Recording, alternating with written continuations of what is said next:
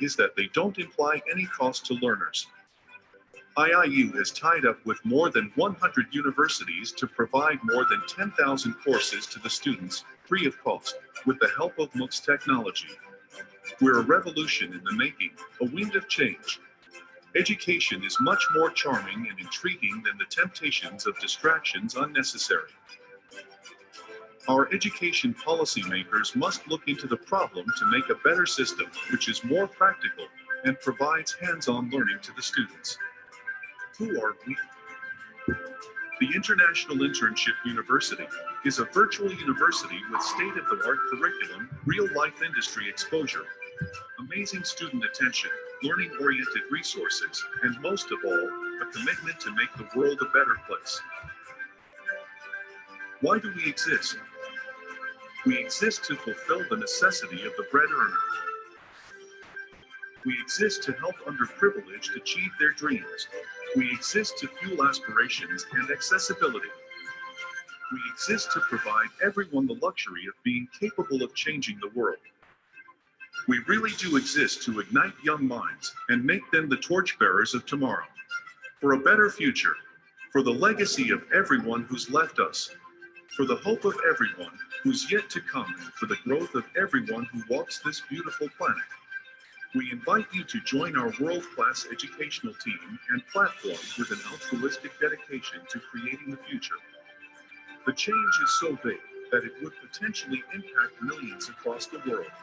Millions of children and youth around the world cannot wait any longer. Please join us in our effort to create a virtual learning generation of IIU. We're IIU, we're change. Welcome to our world, a new tomorrow.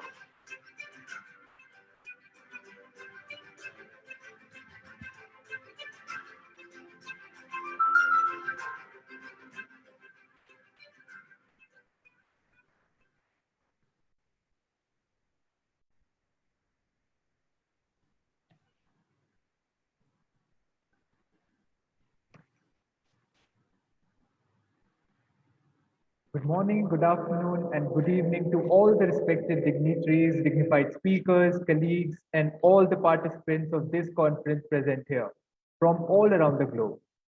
Welcome to this ISDG Conference 2021, organized by one and only the IIU University. I am Ansegul, moderator for today's event. Well, to start this event, we pray to Lord Ganesh to make this event a great success, and we ask for his blessings so that now not only this event, but we all accomplish our goals in our respective lives. So let's learn together, gather our strengths together, and let's pray together. Can we have the video for Ganesh Vandana, please?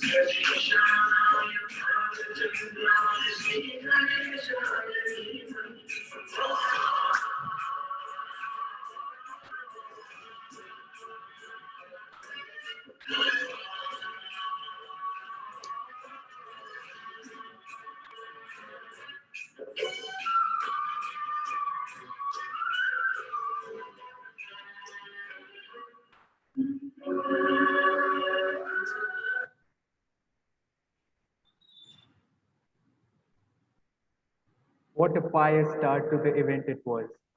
I want to express my gratitude to have been given the opportunity to moderate this event and be a part of this historic ISDGC. With this, I want to introduce one dignified personality with whom I will be obliged to share this stage today. Our coordinator for the day, Dr. Prachi Kaur, Country Director and President, Training and Development India, the IIU, founder and CEO of Remarkable Education Private Limited, a new mother, entrepreneur, career counselor, educationist, public speaker, coach, brand planner, social activist, creative think tank, artist, leader, art curator, certified pilot, tarot card reader, and much more. She is a successful businesswoman with the merit of identifying significant incremental revenue stream opportunities via conceptualizing ingenious and niche significant business ideas. She is an effective promoter of ideas and concepts as various crowdfunding and platforms which are aimed at empowering women in business. A master's degree in visual communication with specialization in branding from Birmingham City University, UK, a certified career counselor from the University of California, Los Angeles, USA, and a green belt in global career counseling certification with distinction from Univerity Singapore. Ms. Goyal has completed her doctorate in green branding. She is also the state president Rajasthan Elementary Education Council from Women's Indian Chamber of Commerce and Industry.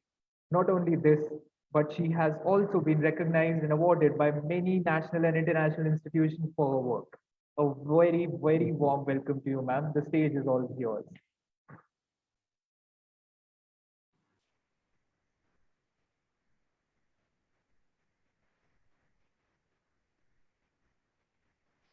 Thank you so much, Ansh, for the wonderful introduction.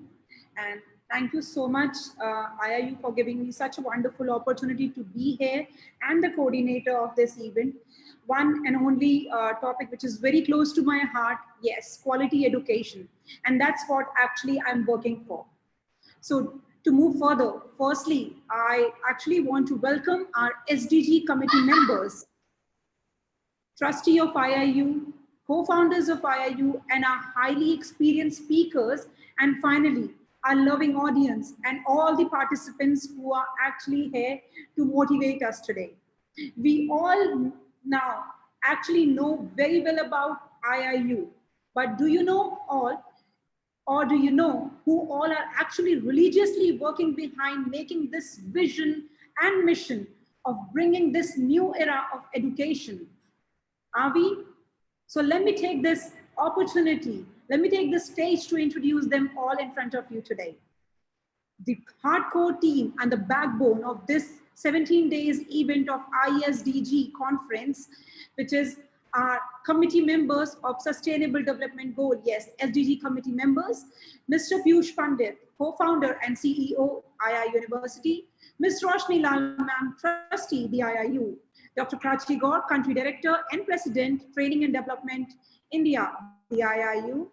Also, Ms. Nada Retkovic from Croatia, Dr. Pratibha Mishra from India, Dr. Satnam Dochekar, co-founder, UK, IIU University, Ms. Rabia Bhatia, India, Ms. Mona Angya, co-founder from Indonesia, Dr. Snigdha Kadam from India as well.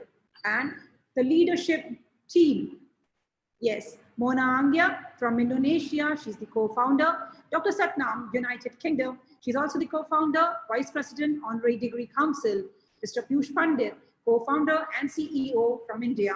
Mr. Jack William, co-founder and Director, Humanity Affairs from France.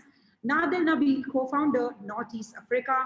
Stephen from Australia, he's also the co-founder. Our Presidential Council, Ms. Pratibha Mishra, President, International Advisory Council of IIU University, India. Dr. Satnam, Vice President, Honorary Degree Council, UK. Mr. Piyush Pandit, co-founder, India, and Mr. Jack William, co-founder from France. Our advisory board, council, Mrs. Roshni Lal Ma'am, lifetime trustee of SBP Global, social activist, member of Australian Medal Board, also the trustee for IIU University.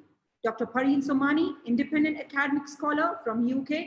Dr. Shali Mukherjee, Doctor of Education and Dean Students Affairs. Ms. Pratibha Mishra, President, International Advisory Council of IIU University, India. Mr. Indrajit Ghosh, Social Studies teacher from India. Mr. Arup Burman, yes, from again India. Dr. Shankar Goenka, Chief Architect and Managing Director from India. Dr. Vijay Kumar Shah, Country Director, Country Head and Advisory Board, IIU India. Dr. T.P. Shashi Kumar from India again. A very, very warm welcome and thank you for the entire team for giving us the hardcore opportunity and also being our backbone and the support what we all are actually doing today by the name of ISDG conference. Yes. So I would like to ask you all, how are you all actually feeling today? Excited, aren't you, to learn, to share and to grow? I'm very excited, to be honest, and with the same enthusiasm, I would like to talk a bit about IIU. Again, it is very, very, very touchy to my heart because this is something which is reaching to every single individual nowadays and bringing out their uniqueness from their core. So IIU is actually building a better and brighter future for all young learners and committed to provide better and virtual education to all the young leaders, young learners, and students all across the globe. And that's the reason I love IIU. IIU is metamorphosing the conventional education system by cutting down the additional cost and providing access to more than 10,000 courses and internships to their e-learners across 195 countries and 6 continents throughout the year with over 150 offices around the world. International Internship University is united in our commitment to provide exclusively free education to all the children and to the youth of this world under this Globe Hub. Isn't it great? Also, IIU has been accredited and affiliated with the World Education Organization, yes, WEO, as you can see on my banner as well, and also collaborated with all the world's top universities and education institutions through the platform of MOOC, yes, massive open online courses, which we all have been watching a few minutes earlier. So IIU is providing various certificates, diploma, graduate, postgraduate diplomas, postgraduate courses, and honorary doctorates as well. IIU has received many accreditations as per international standards of their innovation, vision, creative ideas, research, white papers, publication, as well as national patents too. So this is all very exciting and very enthusiastic. And to be a part of this conference, which is giving us energy, and to know more about IIU, which is giving us more knowledge so that we all can connect with it and get better to the best education for our upcoming generation, isn't it? Now, talking about SDGs, which is very important, yes, sustainability, isn't it? So I want to throw some light on them. Sustainable development is development that meets the needs of the present without compromising the ability of future generations to meet their own needs. Thus, IIU invited all the interested stakeholders, innovative SDG leaders, schools, colleges, universities, organizations, government officials, and non-government organizations as well for goal-wise deliverables so that we all can know best in every single sector, isn't it? Today, we will be witnessing the plethora of ideas and knowledge delivered in 5 languages by 500 plus experienced speakers, change makers, and will become a part of this historic conference showcasing the SDG goals aligned with the 5 pillars. By the end, I'm very, very sure about it that we all will be having, or we all will be, there'll be something to take away, isn't it? We all will have many new competencies and tactics that we can put into action right away. On such conference, and indeed a boon to our society, is given by collaborative efforts of the co-founders of IIU and one and only, yes, the personality, Mr. Piyush Pandit. Gratitude to serve. Now, without wasting time, the motive we all are actually gathered here for. Our keynote speakers who will be sharing their ideas, their views, techniques, ventures, and much more. I would like to give introduction of our highly experienced speakers so that they will be sharing their ideas, they'll be giving their inputs, and we all will be enlightened with their inspiring words. So without wasting time, without wasting any sort of energy, I would like to introduce my first speaker of the day. And before that, this message for all the speakers out there, please, please, please stay in your time zone. So 5 minutes is max. And before that, please, so that we'll be able to give best introduction for every single individual, and everyone will be given their time duration, and time is actually money for everyone, and it's important equally. So yes, to introduce my first speaker, Miss Smriti Agarwal from India. She's postgraduate and level 5 catch from UK. Curriculum head for pre-primary, Ampersand Group. Enterprising leader, author, associate editor, parenting and teacher, mentor, believes in knowledge sharing, collaborating, innovating, and reinventing the best practices in the ECCE space with fellow educators as well. She is an award-winning early childhood educator since the year 1995. She has been associated with best schools in a leadership role. Writing is a love for her, which won her an award from Scholastic India for writing on the topic, The School of My Dreams. Her published book includes numerous articles in educational magazines, articles, and stories in anthologies. Ms. Smriti is a multi-faced and talented educator, having certifications in diverse fields like theater in education, advertising, and public relations as well, art of living and behavior sciences. These are 2 areas which are very near to her heart. An autodidact, she believes that education never ends, and the one who dares to teach must never cease to learn. A very, very warm welcome, ma'am. The stage is all yours. We all are actually waiting for your enlightened words here.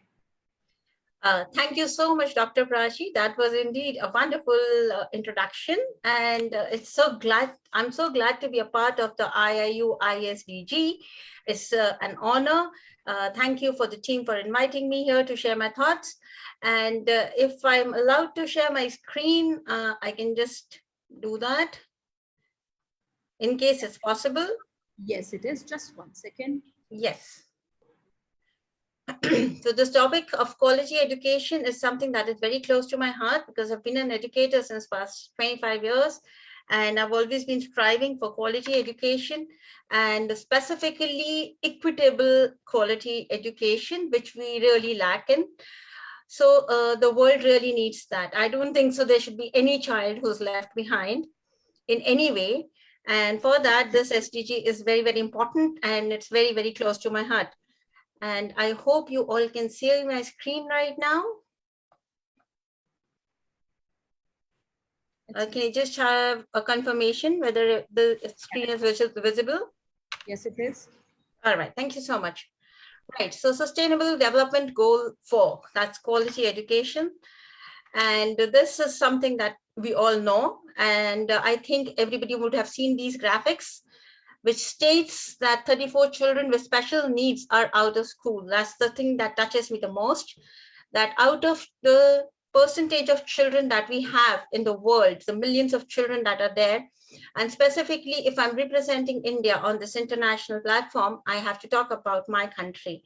So in India, also where we face a lot of dropouts, and if we have a very diverse education field where we have the private schools and the government schools and the government aided schools for all primary, secondary, and even for the early childhood education years, which I am very passionate about, which was left behind.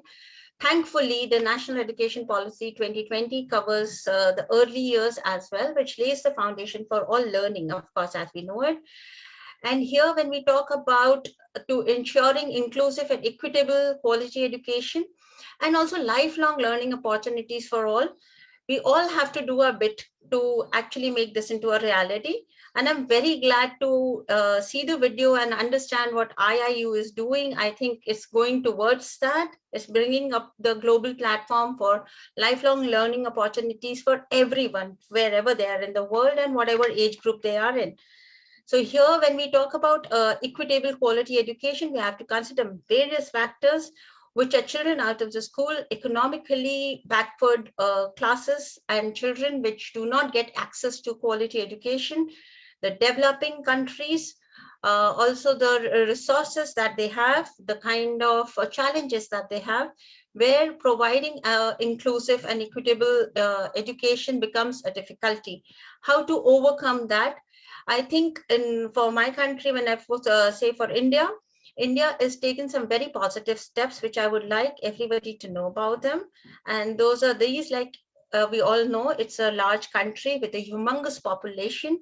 But in that population, 8.5 million teachers and 26 crore students, we have the nation with the youngest population, and we still are striving to provide education to all. The literacy rates that we are looking at are actually going to go high if we strive to give the children the best. And the children who are attending school were also found to be lacking in the basic foundational literacy and numeracy skills, which is required for their schooling years. And that's why the government has now come up with the Nipun policy, that is National Initiative for Proficiency in Reading, reading with understanding and numeracy. So Nipun is there. Another very good step that the government has taken is something called Vidya Pravesh, which is for the foundational, the basic education that the child should have when they enter the primary years in the school. And that's a 3-month program. So after NEP, things are looking brighter. The 10 targets for quality education are these, and we are going towards it very slowly, but actually very firmly. And there are some very good steps which have been taken by the government, and also the private schools are now understanding that they cannot work in isolation, and there has to be, what NEP says, there has to be shared resources. There has to be Samagra Shiksha. That is another initiative of the government, which says that the school has to be a continuum for education, and it should be covering all aspects of every child in the country. So there is the steps are there, the initiatives are there, the policies are there, the plans are there, and what we need to do as educators is make it into a reality. So the dream is for aiming it for 2030. So 2030 is something that we should be looking at. So when we talk about quality and equitable education in India, we have to see about the accessibility, the infrastructure, the safety of the students. Are we providing them a safe, clean, and hygienic infrastructure? Are we understanding and respecting the uniqueness of children? Are we considering the children with different learning disabilities? Is our plans and our education system ready to embrace them and take them towards a quality education and don't leave them behind? And this is for me, this is what equality and equity, this is where we differ. Till now, we were looking into equality and we were looking at providing the same kind of features, resources, infrastructure, and education to all, not realizing that all needs are different and probably it's not working that way. So equity is what we should look at. Inclusivity is what we should look at. With the diverse cultures, with the diversity of economical, social, cultural backgrounds, and with the world opening up now, we have to be tolerable towards diversity of different kinds, and we should look at equity, and then we should look at liberation. So the graphic that is there on the screen right now, let's aim towards the third figure, which is where we can have sustainability. That okay, we begin with the equity in education. We try to provide that to the children today in the present, but what about the future? It should be sustainable. It should make the children self-dependent and independent in learning and not dependent. So we should not be dependent on a lot of things, and that is where I would end my 5 minutes. Like Dr. Prachi said, please be on time. I need to be on time. Thank you very much. Thank you. Thank you once again. Thanks a ton, Deya, for such a wonderful insight. Yes. So as she mentioned, shared education is indeed must. And that is visible when we see that IIU is bringing the entire globe together. And when you think it, it through its huge platform, obviously, where we all can interact, where we all can communicate, where we all can share the ideas. And India is actually growing towards goal 5, what we all have been discussing, quality education. And with this, a big round of applause for her. Thank you so much. Now, moving further with our next speaker of the day, Dr. S.K. Rathore from India. His MPhil and PhD in physics and MBA in marketing. Founder and chairman and MD, Sanford Groups of Schools, entrepreneur, educator, motivator. He was founding president of Early Childhood Care and Development Educators Association and voluntary education working for the welfare of early learners, educators, and parents as well. He's vice president of Early Childhood Association, ECA, and chairman, School Education Department, Center for Education Growth and Research.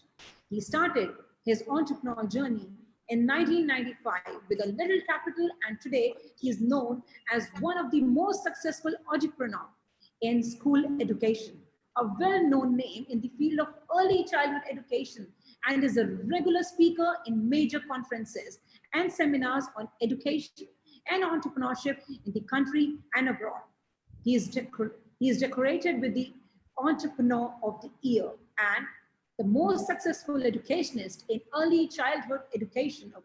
So awards in the year 2016, Edupreneur of the Year in the year 2017, and India's Greatest Leader 2017 and 18.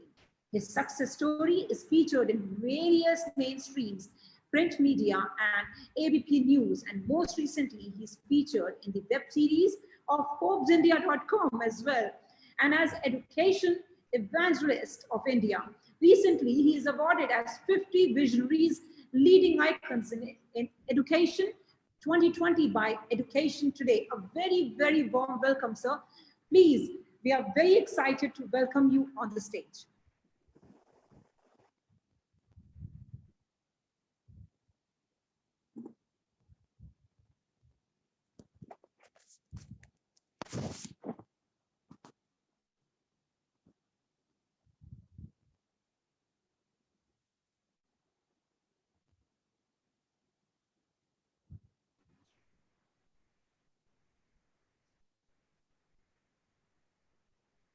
Dr. S.K. Rathore. I think he's facing some technical issue.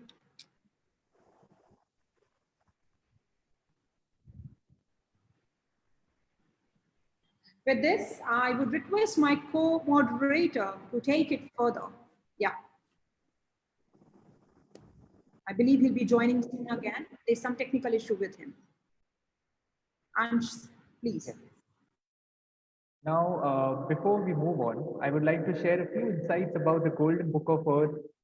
Well, respected educators and friends, our Golden Book of Earth will comprise the research, innovations, experience, stories, articles by over 101 great educators who have inspired the world. It will be the Wikipedia of knowledge. In these tough times of pandemic, educators all over the globe are putting in their best to provide education to every learner despite various hurdles. It is the first Golden Book of Earth describing the expressions of educators, which will make the history, will be published by international PR and research publishing house IIU UK. It's a great opportunity for each one in the sector of education, the educators, principals, teachers, edu leaders to express yourselves. Well, be the change that you wish to see in the world by sending your nomination. Just grab the opportunity and be one of the 101 great educators who have inspired the world. Last date of the submission is 20th September 2021. The decision of the reviewing committee will be final and it will be irrevocable. We'll be sharing the details on the chat box soon. Thank you so much, Ansh, for this wonderful opportunity for all of us. Certainly, I believe all the educators will be a part of it, but we all are waiting for the details in the chat box. I believe we all will be able to fill the application form and this wonderful opportunity to grab for all the educators, isn't it? With this, again, moving further, in order to invite my next speaker of the day, Ms. Shivani Sahani from India. She is postgraduate principal HRM Global School, a postgraduate with a total of 20 years of experience, 12 plus years in education at various verticals in schools for academic implementation and school management. She is furtherance with having an experience of leading as school head with 3 startups, namely Dolphin POD, Vasant Kunj, and GD Goenka Public School, Bahadurgarh, and HRM Global School, Pithampura. From their inception, making them the institution of excellence and academic brilliance, displaying her passion and commitment towards education. She is having a dynamic approach in working closely with all stakeholders and work towards building 21st century skills in children. Being an assiduous worker, she received various awards and accolades for her professional work. She designated with the honorary title of Global Presence Ambassador by Parenting 2 for her life skills. She is also associated with HSM, INACE in her movement as a thought leader, as a National Council member with Association of Indian Principals, and as an executive member with Global Edu Leaders Forum. A very, very warm welcome, Ms. Sahani. The stage is all yours. Thank you so very much, Dr. Prachi, and namaskar to everybody from India. Ms. Sahani. Am I audible? Am I audible, Dr. Prachi? Yes. You're not audible. Okay, someone saying yes. Someone You're not audible, I believe. Loud and clear. Okay, so I go here.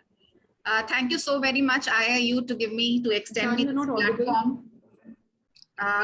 Could you just hold on for a second? Let me have the earphones then. Just a second, please. You need to check your mic, yeah, I guess. just a second.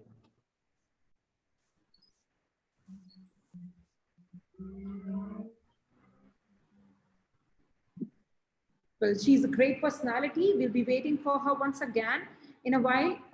Let's move further with our next speaker of the day. Yes, Mr.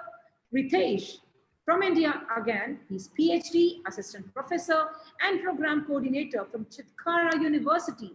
A very warm welcome, sir. The stage is all yours. Our audience is actually waiting for your enlightening words. Mr. Ritesh.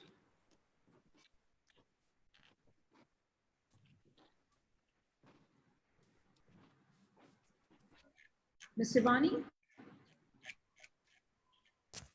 Am I audible? Yes, yes, Miss Shivani, you are audible. Okay, I guess it's only Dr. Prachi who is not able to hear me, Yes, but yes, I Dr. believe that. Prachi, we see her, Shivani. Dr. Prachi. Yes, she don't Okay, see. since I believe all others can hear, probably can I continue? I mean, like, Yeah. Yes, yes, yes, you can continue. Yeah. All right, thank you. Thank you so very much. So, You're not at all audible.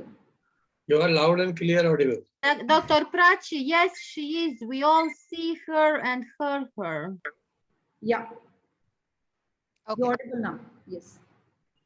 So as Ms. Smriti had touched upon Sustainable Development Goal 4 very, very crisply and very, very nicely about all the 10 targets that make up SDGs, I would like to say that achieving inclusive and quality education for all reaffirms the belief that education is one of the most powerful and proven vehicles for sustainable development.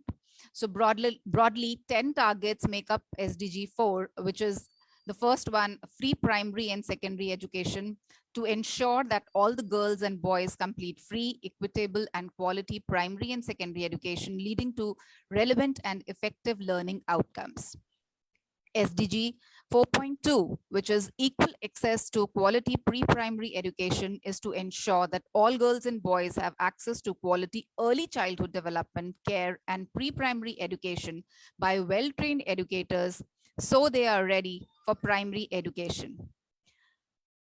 Target 4.3, equal access to affordable technical, vocational, and higher education for all women and men in order to reduce the barriers to skill development and technical and vocational education and training to provide lifelong learning opportunities for youth and adults. It states that the provision of tertiary education should be made progressively free in line with the existing international agreements. Increase the number of people with relevant skills for financial success, which is target 4.4, so as to substantially increase the number of youth and adults who have relevant skills, including technical and vocational skills, for not just employment, but decent jobs and entrepreneurship as well.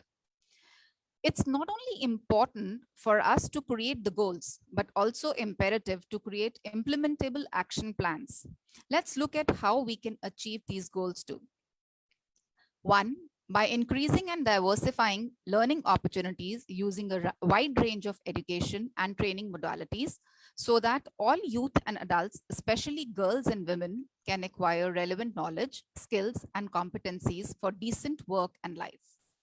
Two, by skills acquisition, that is, beyond work-specific skills, emphasis must be placed on developing high-level cognitive as well as non-cognitive skills, such as problem solving, critical thinking, creativity, teamwork, communication skills, and conflict resolution, which can be used across a range of occupational fields.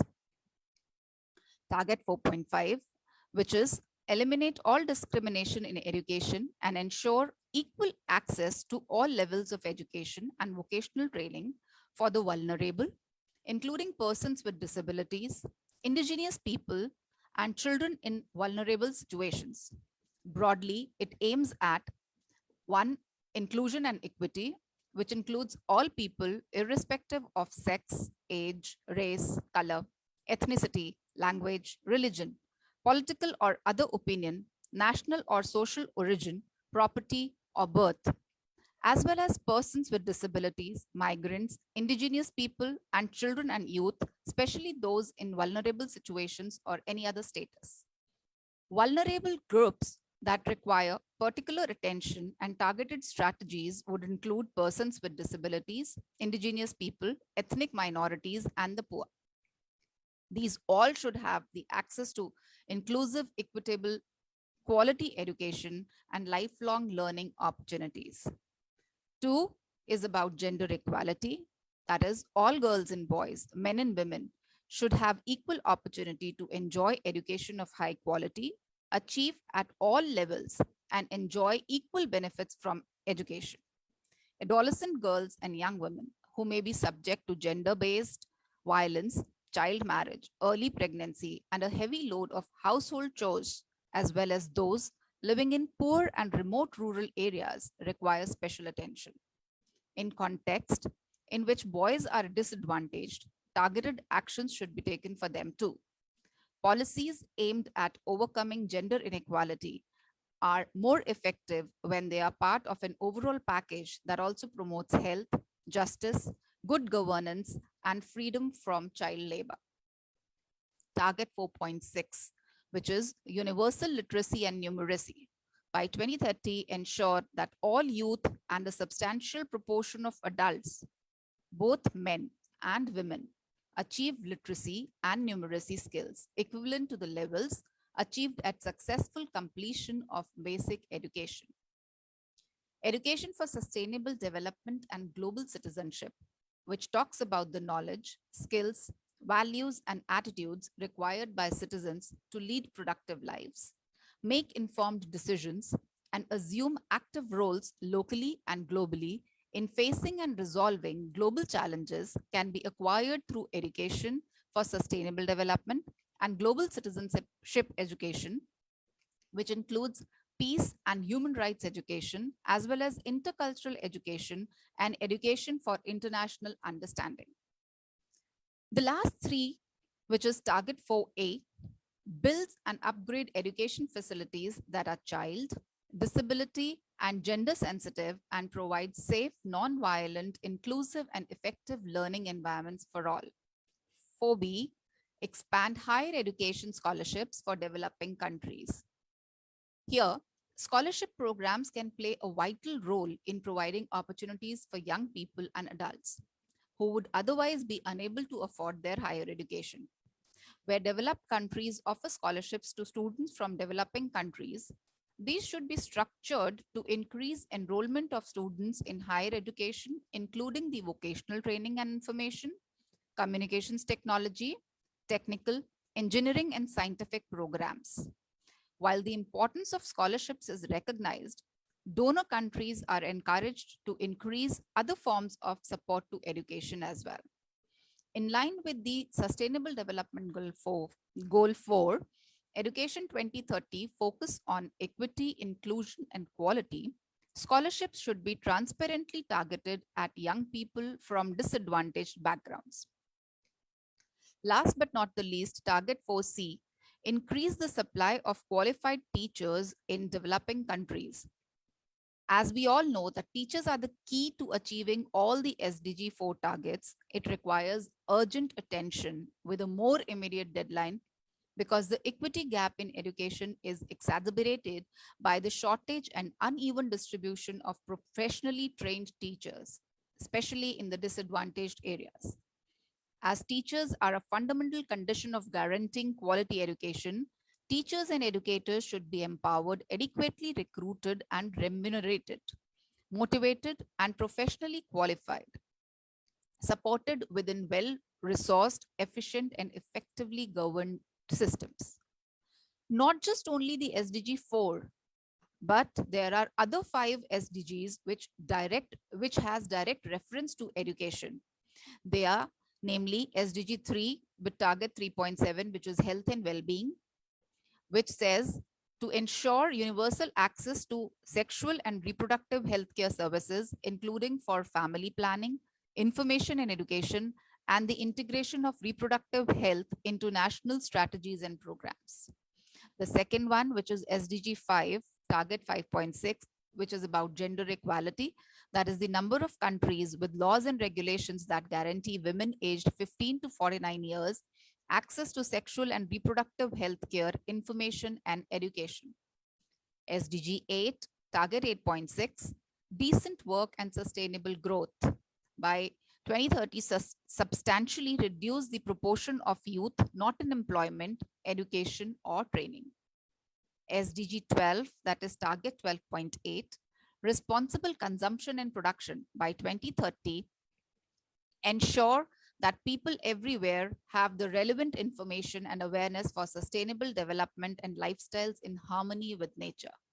Lastly, SDG 13, target 13.3, climate change mitigation, that is improve education, awareness raising and human and institutional capacity on climate change mitigation, adaptation, impact reduction, and early warning. To sum up, SDG 4 ensures that all girls and boys complete free primary and secondary schooling by 2030. It also aims to provide equal access to affordable vocational training and to eliminate gender and wealth disparities with the aim of achieving universal access to a quality higher education. An integrated approach is crucial for the progress across the multiple goals. Thank you all for your patience listening. Thank you so much. Thank you. Thank you so much, Shivani, for the wonderful insights and certainly helping all the audience to understand better. Well, as per your wordings, equitable education should be there indeed, very well said, as where we were discussing about this knowledge and quality education. As we see, there are no gender barriers, and there should be, there when it comes to experience and improving the living conditions through every individual's education. So when IIU makes the education accessible, affordable, and thus actually we support SDG 4, isn't it? So a big round of applause for Shivani ma'am. Thank you so much. With this, I would like to invite my next speaker of the day, Mr. Jitesh Khanna, again from India. He's BA English Honors, entrepreneur, philanthropist, multi-awardee leader, mentor, motivator, speaker, writer, social activist, and Sai Pratha Promoters and Developers Private Limited. So he's from Sai Pratha Promoters and Developers Private Limited. A very, very warm welcome, sir. The stage is all yours, please. Thank you so much, Prachi, and thank you so much, IIU, for this wonderful opportunity to speak about something which is very close to my heart, the SDGs. Speakers before me have very beautifully explained all the points, all the targets, and how to go about it. I want to take a slightly different route towards SDGs, and I will not take much time. The time is a very precious thing. So why education? Why SDG? And I feel out of all the SDGs, this is the most important SDG, because if this is taken care of, the rest of the SDGs will become, will be easier for us to take care of all these SDGs. Why education? Because the victory of education is actually the victory of people. It's as simple as that. It's that there is a correlation between education and peace. And there is a correlation between education and the growth of women. So I have seen that in our country or in a lot of developing countries, women are the ones who are at the receiving end. So I will talk about the current coronavirus pandemic. The education that was happening was primarily happening from home. And most of the mothers are working. They're doing jobs. They're working from home. And apart from that, they're taking care of their children. Apart from that, they're cooking. Apart from that, they're doing other activities. And of course, men are helping them out. But it is an extra burden on women. And I really feel that women are a very, very important part in terms of education. Once you educate a woman, you educate an entire family, especially in these countries that I live in or developing countries. So the first and the foremost thing that I want to focus on is educating boys about gender justice. Boys have to be taught very clearly that women and men are equals and they complement each other. And this gender justice has to be taught. So the behavior towards women would be more respectful, would be more assistive. They'll support women better. And second, the most important thing is that educating women impacts poverty. So if you see, the more and more women entrepreneurs that are coming in are helping in increase the size of the economies of their countries. If you see recent studies, they say that female women make better entrepreneurs. They are better at conducting businesses. They are more, I'm saying something very controversial, but they are more honest in terms of their business operations. They are more focused. They are not at all shy in asking for assistance. They are very, very, if I could use one word, they have the most inborn leadership qualities, I think, which is hardwired in them. And if you see the latest data that has come from Dow Jones or Harvard Business Review, you will see that business run by women generate more income. They are better in generating revenues. They are better than male-oriented business or male-run businesses. So it is a fact that women are the leaders of the future. It is the women, especially from developing countries, are the leaders of the future. And the great power that they can have is education. And education which can help them develop entrepreneurship. Everybody's been talking about all sorts of aspects of SDGs, but why I primarily focused on this is because this is extremely important, and this will have an amazing impact on the future. One of the most important thing is that we need to have certain specific courses for women where we are able to promote them and help them in certain businesses. We should also have mentorship programs for women, girls, so that they're able to understand things better from male's perspective. Moving on to peace, I really feel the more you're able to build schools, the lesser jails you will need. It is very important to have schools and education. If you educate a child, I feel it's a gross misconception. We feel that we see education as a means to get a job. Of course it is there. Education is used to get a job. Education can be used to start a business, but education actually expands your mind. Education actually helps you understand the world better. Education helps you understand the difference between right and wrong. You develop a moral compass with education. So as long as there is education, there is a direct relation to peace. The path to education is the path to peace. Right now, the entire world is going through this division. We are divided in every aspect in terms of race, cultures, all that. And I think education is the only thing that can help in that. Education is definitely, like somebody said, is the passport to the future.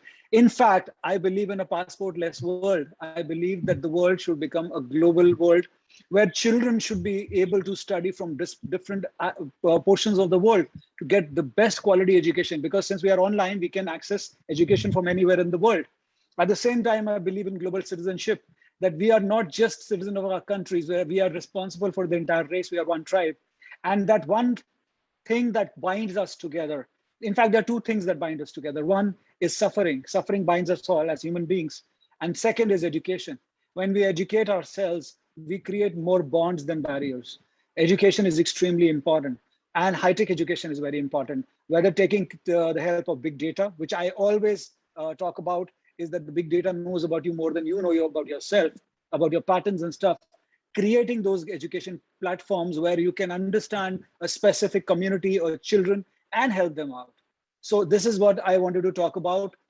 Everybody is talking about all the goals and all the things, but something that is very close to my heart is education of women and education that relates to peace.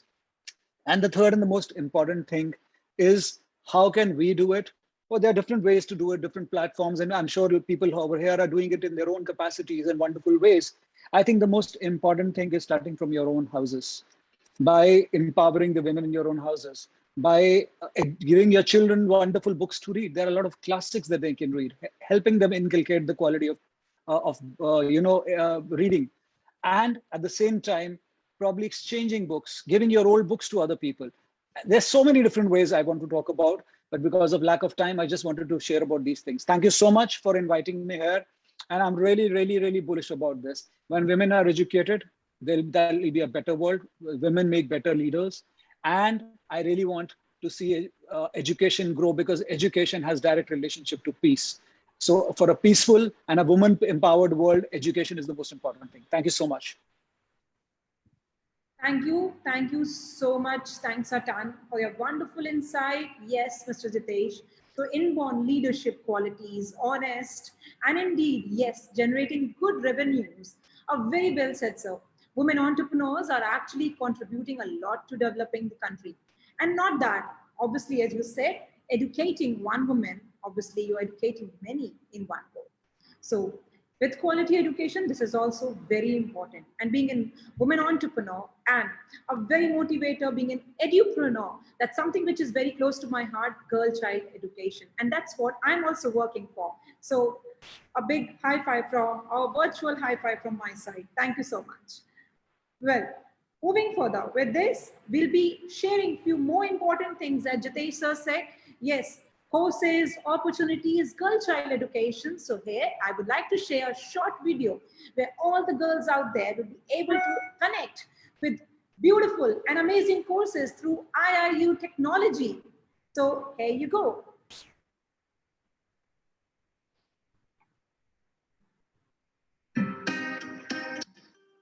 Join us to make a difference in the orbits of education.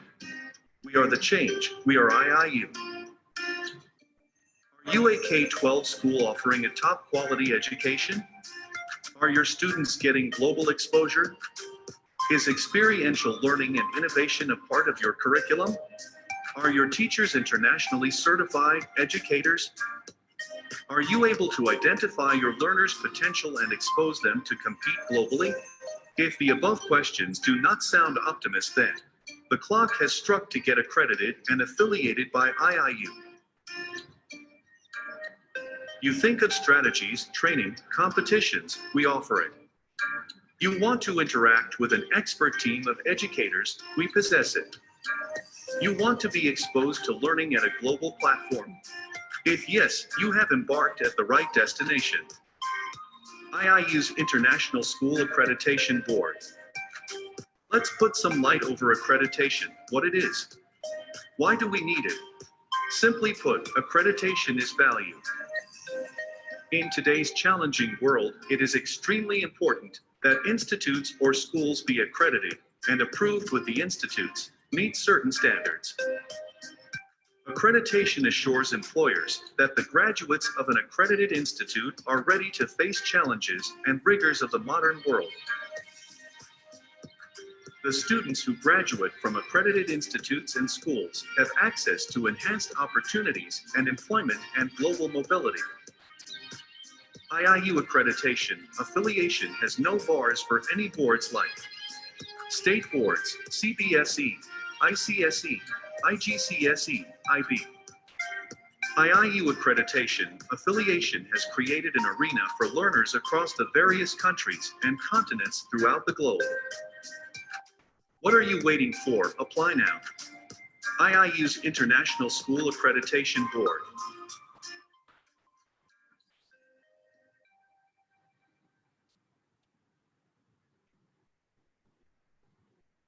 Wow, isn't it great for all the schools out there, for all the educators, where all we can get better opportunities, so where we all can interact better with other educators and learn and interact on a global forum. So certainly with this great opportunity, again, I would like to invite my next speaker of the day, Dr. Vijay Kumar Salvia from US. So he's postgraduate, his PhD and 4 doctorates, oh my God, doctoral in general, presidential advisor and international research and development creativity organization from US. So please, we would like, and he's a great personality. I've been knowing him since long. So I'm very privileged to invite him on this stage. So please be here and enlighten our audience with your words, please. Vijay sir.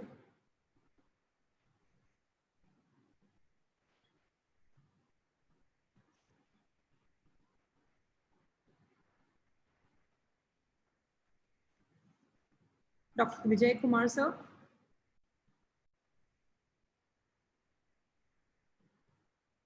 Dr. Vijay Kumar sir, am I audible to you?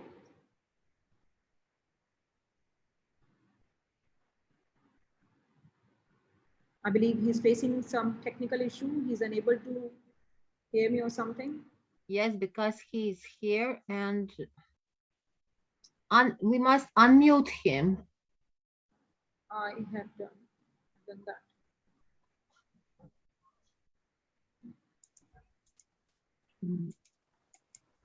So we'll be announcing and inviting him once again later, probably by messaging him and contacting him. With this, yes, and now I would like to give the stage to my co-host of the day, our moderator of the day, Dr. Ansh Sehgal. He's graduated from NMMIS Mumbai in BSc Economics and completed his master's from the University of Bedfordshire, Luton, UK recently. participated in national and international conferences related to psychology organized by University of Rajasthan and Rehabilitation Council of India. He has been working towards the development of society since his early college days. Being associated with Adore India, VK Foundation, The Savior, My Government India, and Remarkable Education, naming a few. He has also completed 9 different certificate courses, certified and promoted by UN, United Nations. All of them related to sustainable development and climate change. His work and business experience has been a blend of multiple roles within 7 different sectors, and all of this at an age of 22. Woo! Yes, he is only 22. Thus, he was the youngest recipient of the honorary doctorate from the IIU University and was awarded with the Global Teacher Recognition as well. Sharing the remarkable education's vision, he aims towards contributing to developing new programs and mindset, inspiring the youth and increase their reach to an international platform. He is currently associated with Remarkable Education as an academic head and center head Jodhpur, leading a team actively contributing to industry-wide national and international initiatives to promote top-notch educational learning opportunities. A very, very warm welcome, Dr. Ansh Sehgal. The stage is all yours, and now you'll be taking it further. Thank you so much. Well, thank you so much, ma'am, for a lovely introduction, and I'm privileged for sharing this stage with all of you, all the dignitaries present here.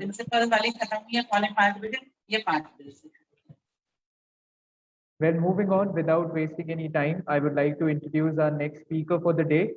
That's Dr. Jayashree Kadambi from India. Dr. Jayashree is an MS in Special Education, special educator, Sankalp, the Open School.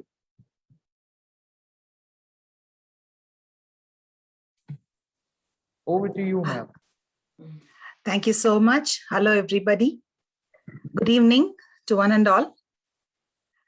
It's such a great pleasure to be invited in such a prestigious forum. And I think I have been, watching IIU for quite some time, and you all have been doing amazing, providing free education to many students who are in need of it. It is very important that the importance of education, right? Being a special educator, today I'm going to talk about what is the importance of education, how we can streamline the education in a much fruitful manner, right? So what is the importance of education? Why we all need education? That is a basic question, right? Because the first thing is when a person is well educated, it gives them, it gives them an opportunity to decide for themselves. It gives them more self-confidence. It builds their self-esteem. They're able to, sustain the word. We call this a sustainable developmental goals, right? So they can sustain themselves. Education is so important. Without we can live without many things, but today all of us are here on this forum because of education. I'm sure all of you will agree with me on this, right? Yeah. So, see now, actually, as per the American standards, or not even American, even India, out of every 8 children nowadays, at least one child has been identified as a child with special needs. It can be autism, it can be Down syndrome, it can be dyslexia. Especially there are children who are, the number of dyslexic students, that is the learning difficulties, they all will look very normal, but unless you sit with them academically, it is only then you can realize that, oh, this child has learning difficulties. Even probably in our times, we would have had learning difficulties, right? In India, especially, we have so much of, the strength in the class. Each class is probably for 45 to 50 students in each class. So how will a teacher, one single teacher, handle this? So we have been talking, the moment this pandemic struck us, we all have been talking about new education policy, but actually how much of it has been implemented is probably it is just a beginning, but we still have to work hard in implementing the curriculum first. So to give a basic education for any child, we should have just the basics, where all the children can participate. Every child should have an equal and equal opportunity, unrestricted opportunity to participate in an education system in a very healthy atmosphere, because the first thing in our country is poverty, right? So these are all related. The poverty is, unless the basic needs, what are the basic needs? It is not even the education. First, we have to address the poverty, right? Unless the child's psychological needs are met. So what are the psychological needs? When you go to downtrodden areas, we have children who are not even having the basic needs like clothing, shelter. Forget education. Education is the next step. What will they think? We see so many people living on the platforms, how heartbreaking it is, right? So that is the first thing. Psychological needs have to be addressed. So only then we can move to the next level of education, right? So basic things like hygiene, proper clothing, proper shelter, and then whether they are living in a proper atmosphere. Like, there are so many children who are being abused, right? The child abuse is going on, right? So are they living in a proper atmosphere? That is what we have to address first. Only then we can start thinking of educating. Imagine all of us are sitting here. If you're really hungry, right? If you're really hungry and you're sitting in a webinar for 3 hours, will you be able to concentrate? Imagine yourself, put yourself in that shoes. Hunger is the basic thing, right? So I think we have to address that first. And then, slowly we have to pick up on the education. So when you come to education, what you will teach? So I would say first educate the parents rather than the children, because the parents need the proper psychological education where, they can treat their children and realize that, okay, the education is important for my child. When we say education, it can be even adult education. It's not even children, So basic adult education also can be implemented. We have to, I'm sure IIU will be having all these things on chart for the future.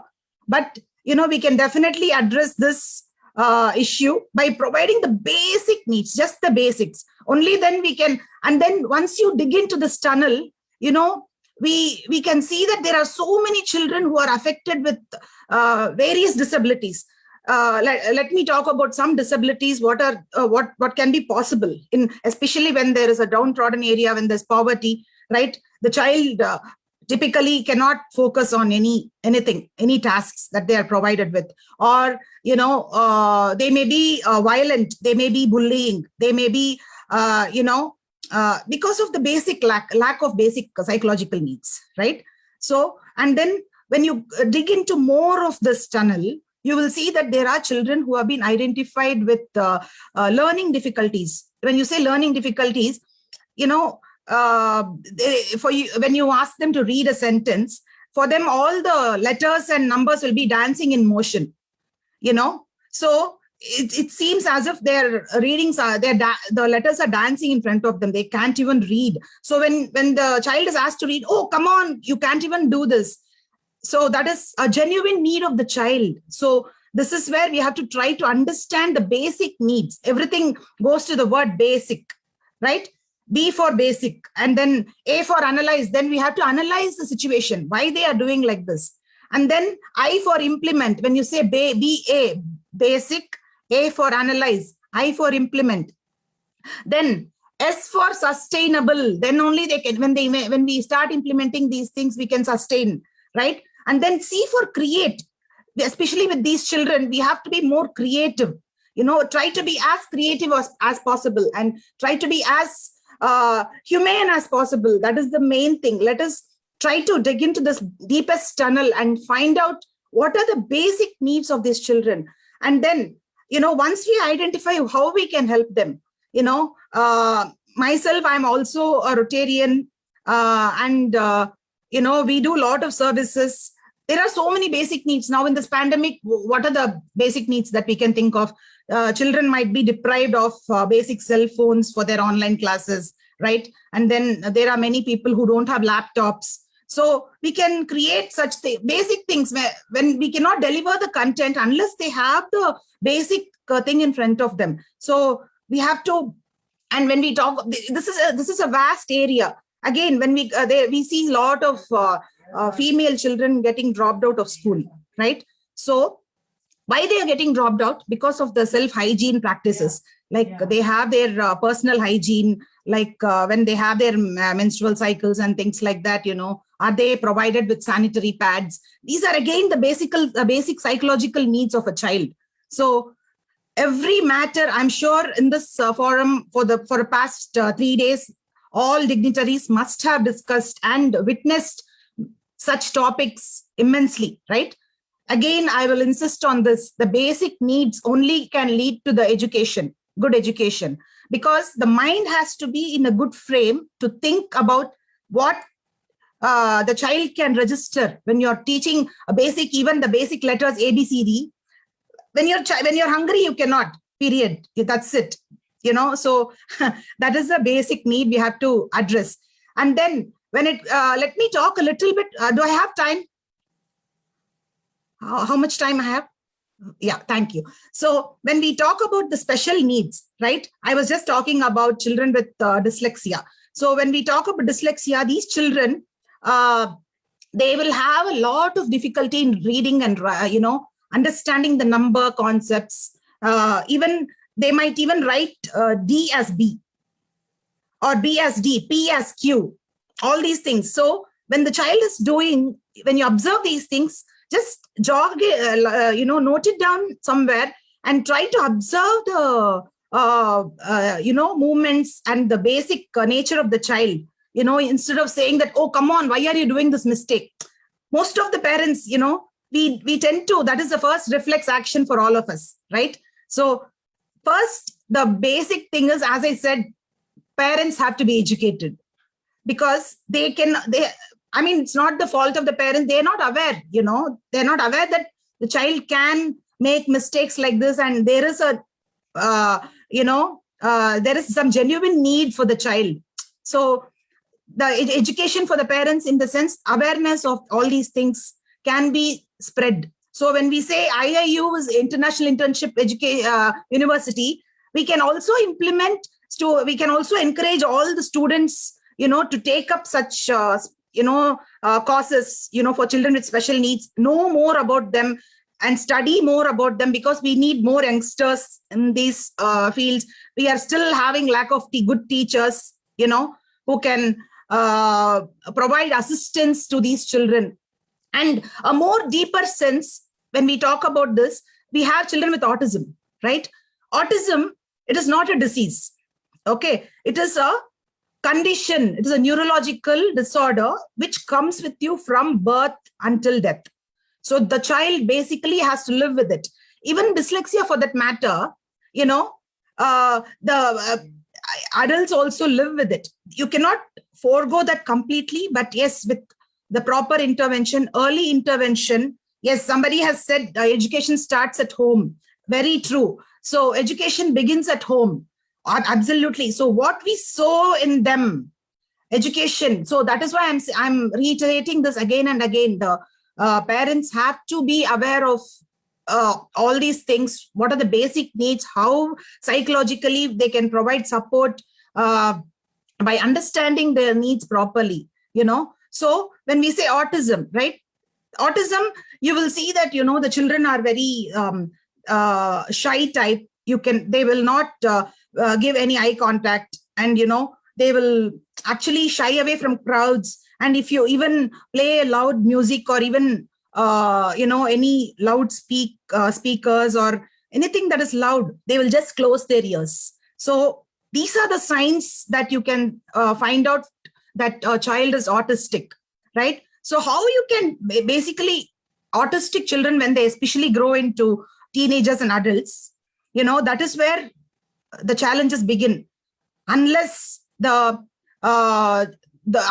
child is given early intervention in the sense, if you find out that basically autism is very difficult to find out also, because they'll actually be very normal until they reach a particular stage where they have not developed their milestones, right? So that is where you will find out that, oh my God, my child is not speaking at all, or my child is not picking up the toys and, he's shying away from crowd.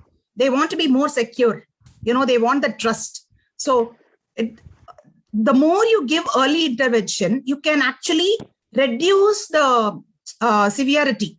That is, you can make them more independent when they reach that adulthood or, adolescence, right? So if you observe, if you come across anybody like this at an early age, please go out and reach out to them, reach out to the parents, give them the confidence that we can support you. I'm there as a part of IIU and the member of IIU, I'm always there. So you can reach out to me. I think the organizers will have my number. As an educator, I'm ready to support whenever needed, wherever needed. So I can give my, 1 cent always.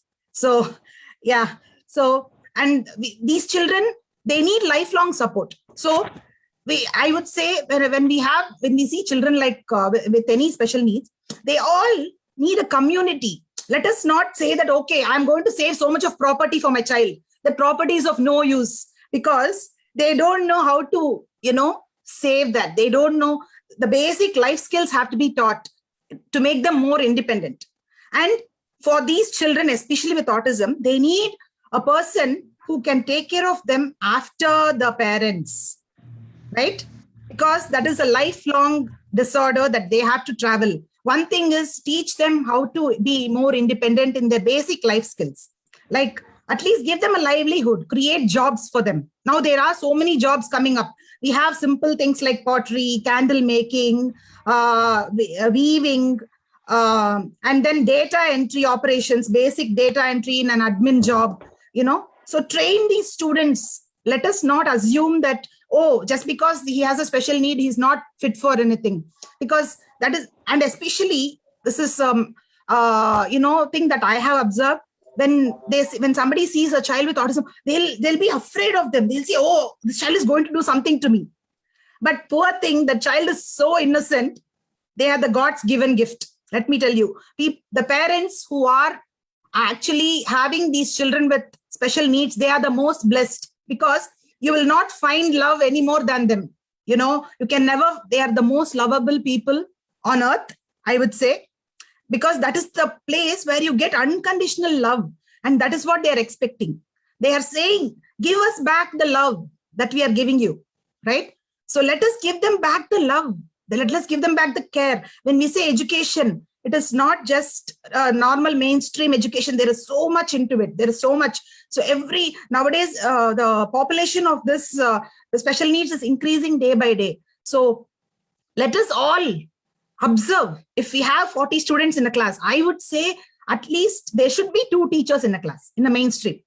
That is my opinion, because one single teacher cannot manage. Then the parents will come and complain that, oh, my child is not getting attention. Obviously, the school system has to. This is a universal thing. I think it's happening.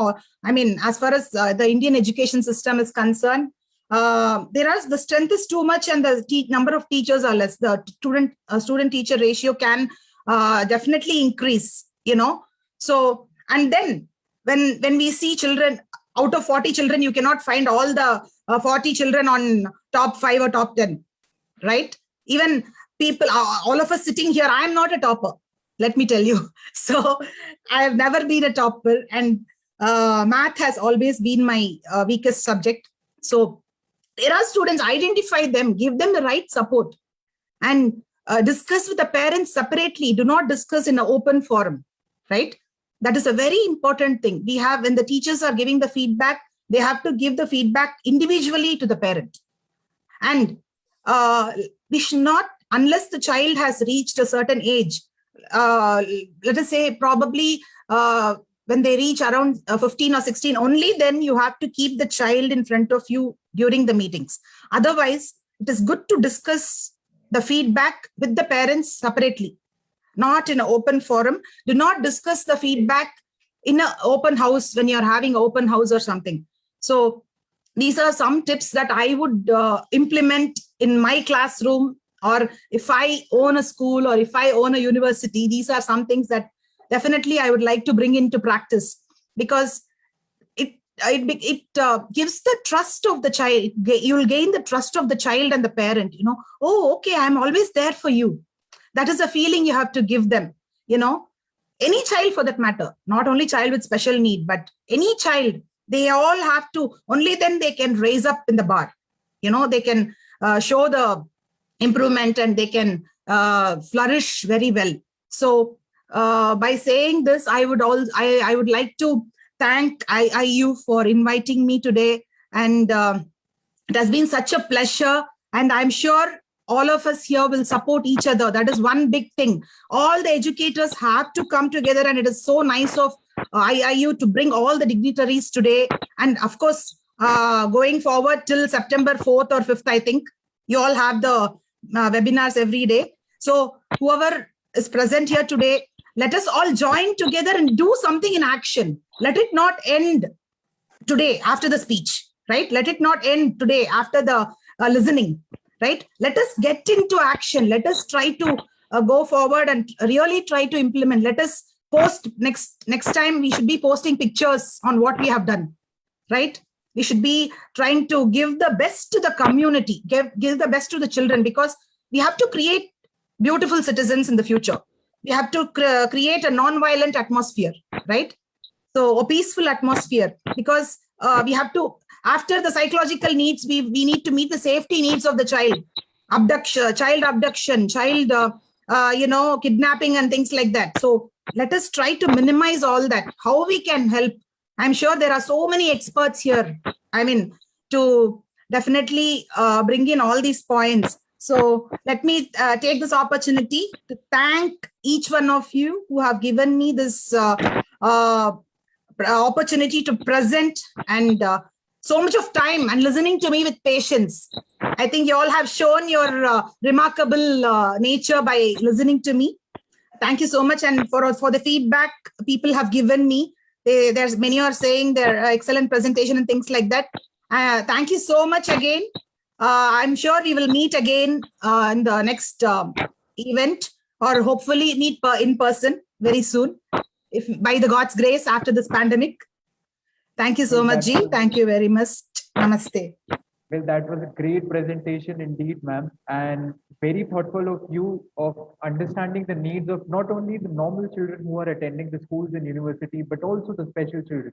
Because as we say, as we all are collective here, we all are gathered here to express our thoughts and innovations and our ventures, our ideas together. It's not only about normal child, it's also about the special education. Education is for all, and education is for everyone who wants to learn more, who wants to express more, and who wants to grow with the world. So that was a great presentation indeed, ma'am. Thank you so much. And as I can see, Dr. Vijay Kumar Salvia has again joined us. So I'll just give a brief introduction, and then I'll give the stage to him. So sir has a post-PhD, 4 doctorates, Director General, Presidential Advisor, International R&D Creativity Organization, USA. Over to you, sir. Thank you very much. Good evening to all of you. And it is a great platform and a great, we can say, the event for sustainable development goal. And today we are at this education for the quality education we have gathered here.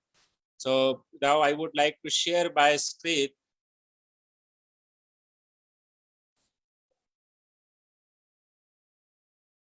And you will know how the education may be, how we can give the quality educations to our system, to our generation, so that they will become the good good citizen of the world. And we will have the many of the techniques and tools we have to develop the quality educations. So I am now sharing my screen and looking forward how to move it.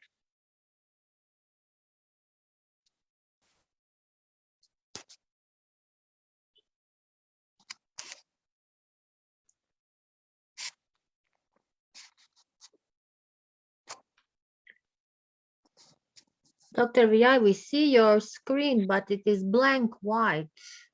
Are you on mobile or on laptop?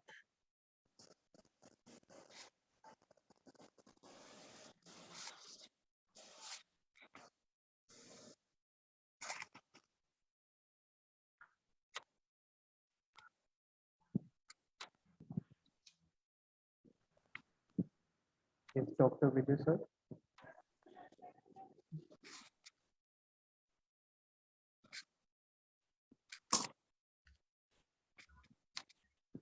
Yes, I guess there's some technical glitch. Yeah. Coming.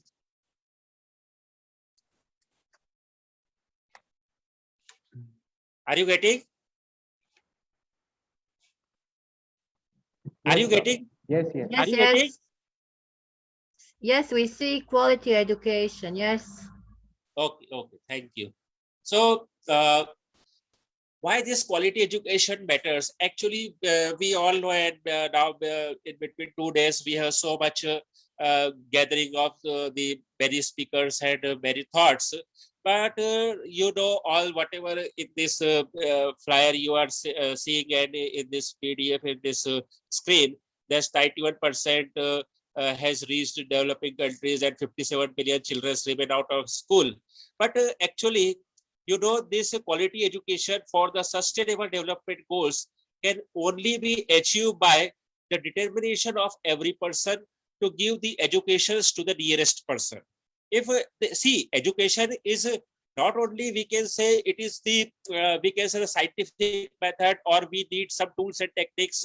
Yes, of course, education requires research, education requires so much techniques and the measurement evaluation techniques. But if we see today's scenario after a COVID, and since last 100 years research in education, the education is totally, we have to depend on the primary and secondary educations. Next is that is the qualitative pre-primary educations. And then now we are converting these educations to the vocational and technical. Today, so many persons are educated, but they doesn't have the values. They doesn't have the what is the use of my education. So the use of education, if we see before 500 years ago, there were the use of education means whatever you have taught, you whatever you have learned, and whatever the teachers taught to the learners, they will use in the daily life. And that's after the using this daily life, they will sustain their lives. They will be they were capable for sustaining, for employment, for self-employment. And now today UNESCO and our United Nations, why we include this education in our sustainable goal development?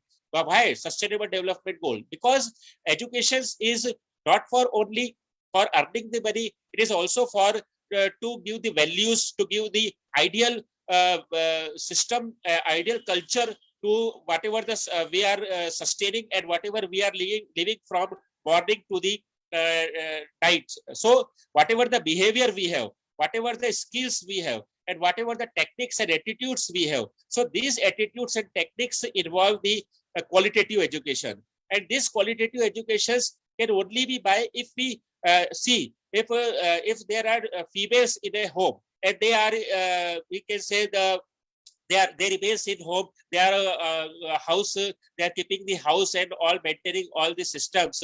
But what the educations today, the education is only to earn money. But if a mother is educated, if a child is educated, and similarly after getting married, if a female gives education to their children, then that education must be value based. And similarly in our employment and self-employment, in our commercial system, also our behavior should include the values to the behavior of a customer. Similarly behavior of an employers behavior of whatever the employees there. Because we have learned so many cultural values, we have learned so many idealism. But in practical, what happens? Everything is depend on earning a money, getting a job, getting a promotion, and then some devaluation of our cultures and devaluation of our values, devaluation of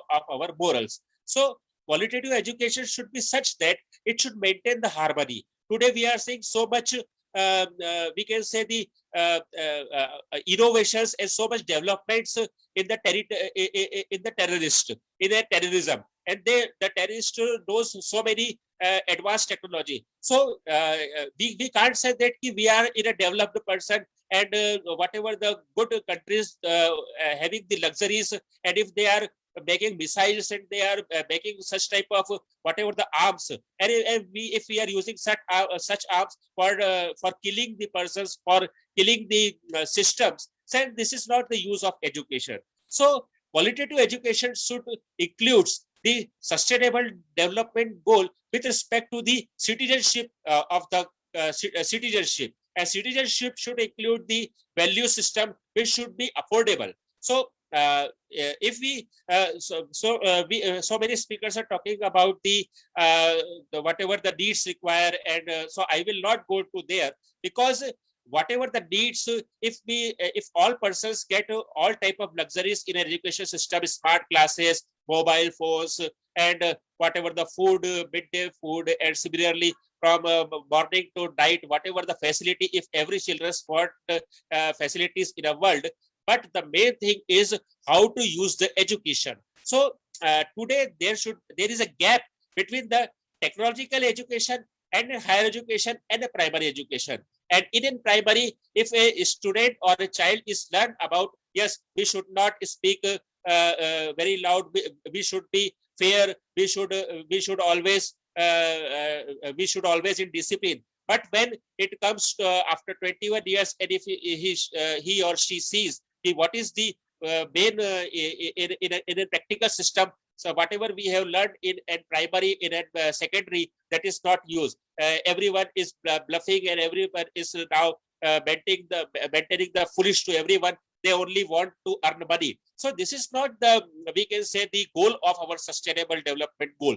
Our goal to remain sustained with respect to the values, with respect to the affordable, whatever the affordable attitudes we have, because every person wants peace, harmony in the society, and harmony, peace, values, and this all comes only by the qualitative education. And qualitative education should include what? It should be such that in a practical nature, whatever the practical nature we want fairness, we want faith, we want peace in a life, happiness in the life, we want the good earning money, we want luxurious life. So luxurious life should be such that it should not distress, it should not headache to our it should not headache, or it should not stress to our mind. It should be such that, yes, if I am earning money, if whatever the person earning money, and if they are using their primary educations in a practical life, in a practical behavior, and if he feels happy,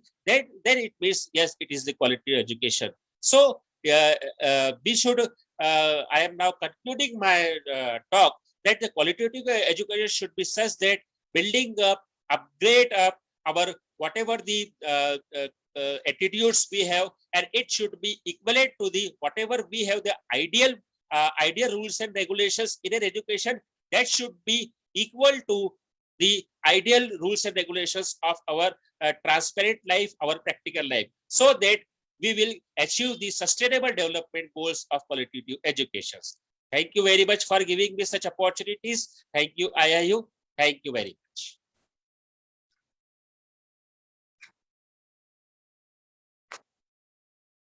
Well, thank you so much, sir, for this beautiful presentation. And indeed, if you see, it's not just about one goal that we are all discussing here. It's about much more than that, much bigger than that.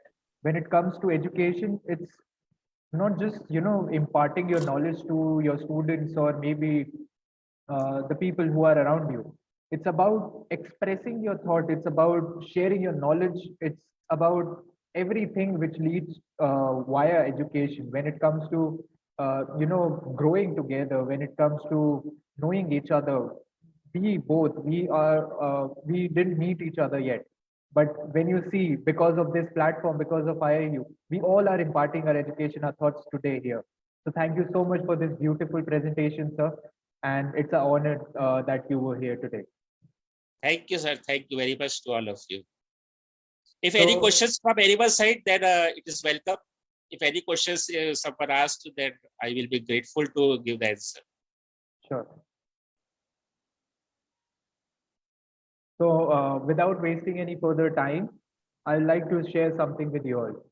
We all have that one teacher in our life with whom it feels that all is well, all will be well. Whatever he or she says is engraved on stones for us.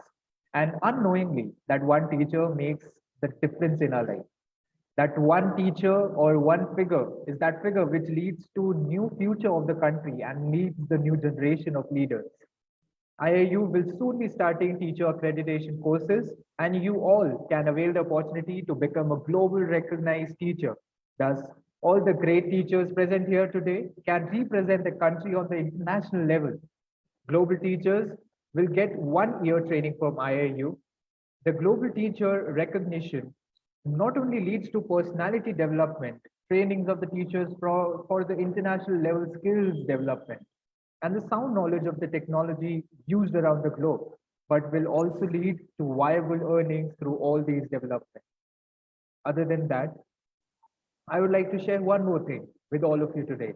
Dr. Sarvepalli Radhakrishnan, National Teacher Award 2021. One Bharat Parivar is organizing a ceremony in honor for teachers, principals, and persons associated with educational institutions, literatures, social concerns at the national level, proposed as a virtual summit in New Delhi on September 5th and 6th on National Teachers' Day. Eminent educationists, literatures, and social personalities of the country will participate in this function. If any of you are eligible teachers, principals, and educational institutions, social workers, literatures for above award in the eyes of any great person, then please do send the following information. We will be sharing the information for registration soon on the chat. Well, I want to add to this that a great teacher always makes a great nation. And with this, I'll share a short video about accreditation by IIU.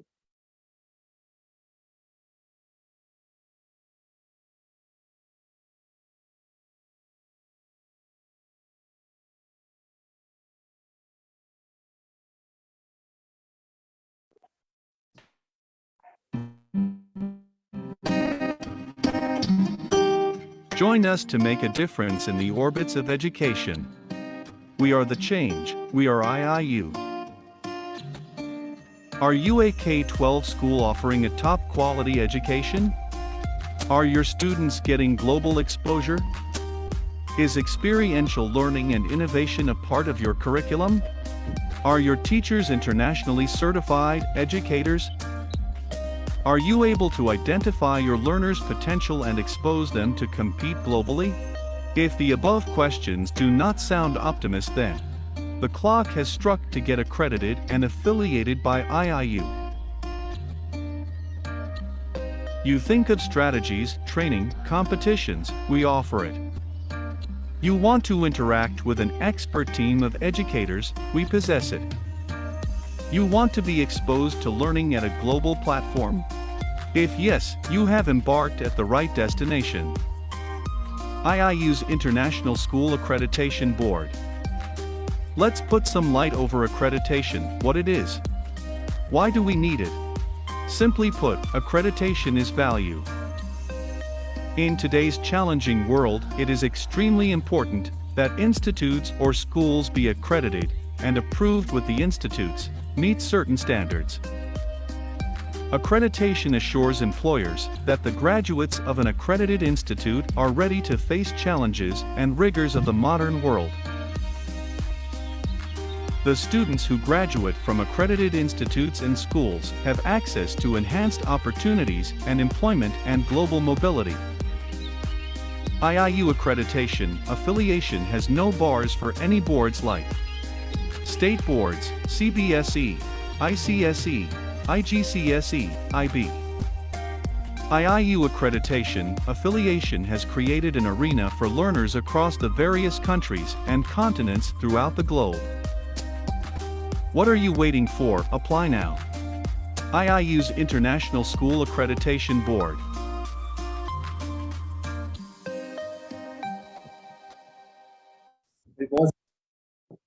Now, without wasting any further time, I want to invite my next speaker for the day, that's Beatriz Lucia Salvador Bisotto from Brazil, Dr. Professor, University Center, Unifacfest. Over to you, ma'am. Beatriz, ma'am, are you there? Good evening, sir. I would like to thank IIE and Nada Hatkovic men for the invitation to the first International SDG 2021. It's a great pleasure to be here, as always is. So my topic is economic and environmental sustainability. I will talk a little bit about that. So although the environmental factor is extremely important, we must also add to this equation the social and the economic factors, which are fundamental for the companies. So what is industrial sustainability? Industrial sustainability can be defined as the combination of practices of a company that aim at a sustainable development. While the more traditional concept of sustainability encompasses issues related to the environment, such as its degradation and pollution, industrial sustainability is broader. In other words, its commitment rests on three pillars: environmental, economic, and social. So in this case, which prioritize? Environmental, economic, or social? The new concept, therefore, suggests that companies seek financial viability of their business without losing sight of environmental conversation and social well-being. The new concept suggests that it is in this balance that the company must sustain itself to seek competitiveness. The impact of industrial sustainability, for the concept of industrial sustainability to be effective in your enterprise, practical and significant results for the environment and society as a whole must be verified. The greater the company's sensitivity to the social and environment issues, the more positive the company's image is in the market. This is because the consumer market is increasingly demanding when choosing its partners or when choosing a product. The social side of the industrial sustainability is the concern with human well-being must be highlighted within the company. This can be achieved with adequate salaries, guaranteeing the physical and psychological needs respected by superiors and colleagues. Companies that invest in industrial sustainability and that aim to reduce the environmental impact will be highlighted in the future for sure. The concern with human well-being must be highlighted. This is very important. How can we do that? With the cordial treatment, among others, that fall within the range of industrial sustainability requirements. After all, a company that values the good treatment of its collaborators presents them with a very favorable environment for the execution of their tasks. Naturally, the company can create a good image among the employees and attract new people to work there, as well as those that foster practices and activities for the development of people in society, and that guarantees mechanisms to reduce costs and waste during the construction and use of its facilities. Thank you very much. This is just my brief opinion about sustainability in companies. Thank you very much for the invitation. Namaste. Thank you so much, ma'am. That was very crisp, very concise, and indeed, sustainable education is the future. Sustainability is very, very, very important when it comes to any sort of industry, be it sustainable finance, be it sustainable country development, be it sustainable issues related to poverty, or be it sustainable education. Well, thank you so much for presenting your views on the topic, ma'am. Thank you very much. It was my pleasure. Well, moving on to our next speaker, that's Uche Linda Opala from Nigeria. I hope I pronounced the name right. She is CPN EGDE BSc, Principal Educator Officer, Federal Government College of Daura. Ma'am, are you there?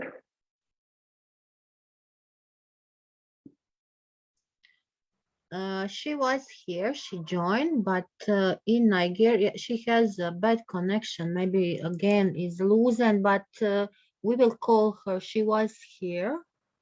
Yes. Sure. So I'll call her again. Moving on to our next speaker, that's Dr. Nayara Radwan from Egypt and Saudi Arabia, PhD in Mechanical Engineering, Assistant Professor and the Quality Assurance Officer for the PhD program, King Abdulaziz University, Saudi Arabia, and Faculty of Engineering, Suez Canal University, Egypt. Over to you, Dr. Nayara.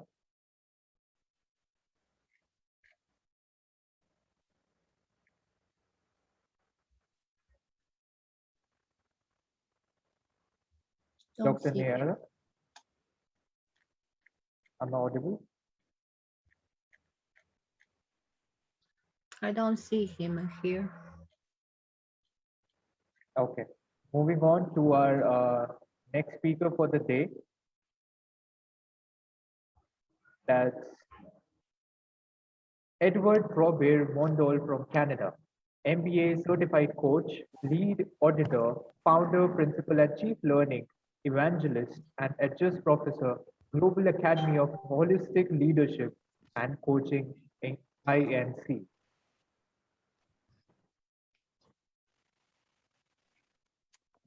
Hello, can you hear me? Yes, sir. All right. If you kindly allow me to share my screen, please. Sure. Thank you. Yes, sir. Now you can. Yeah.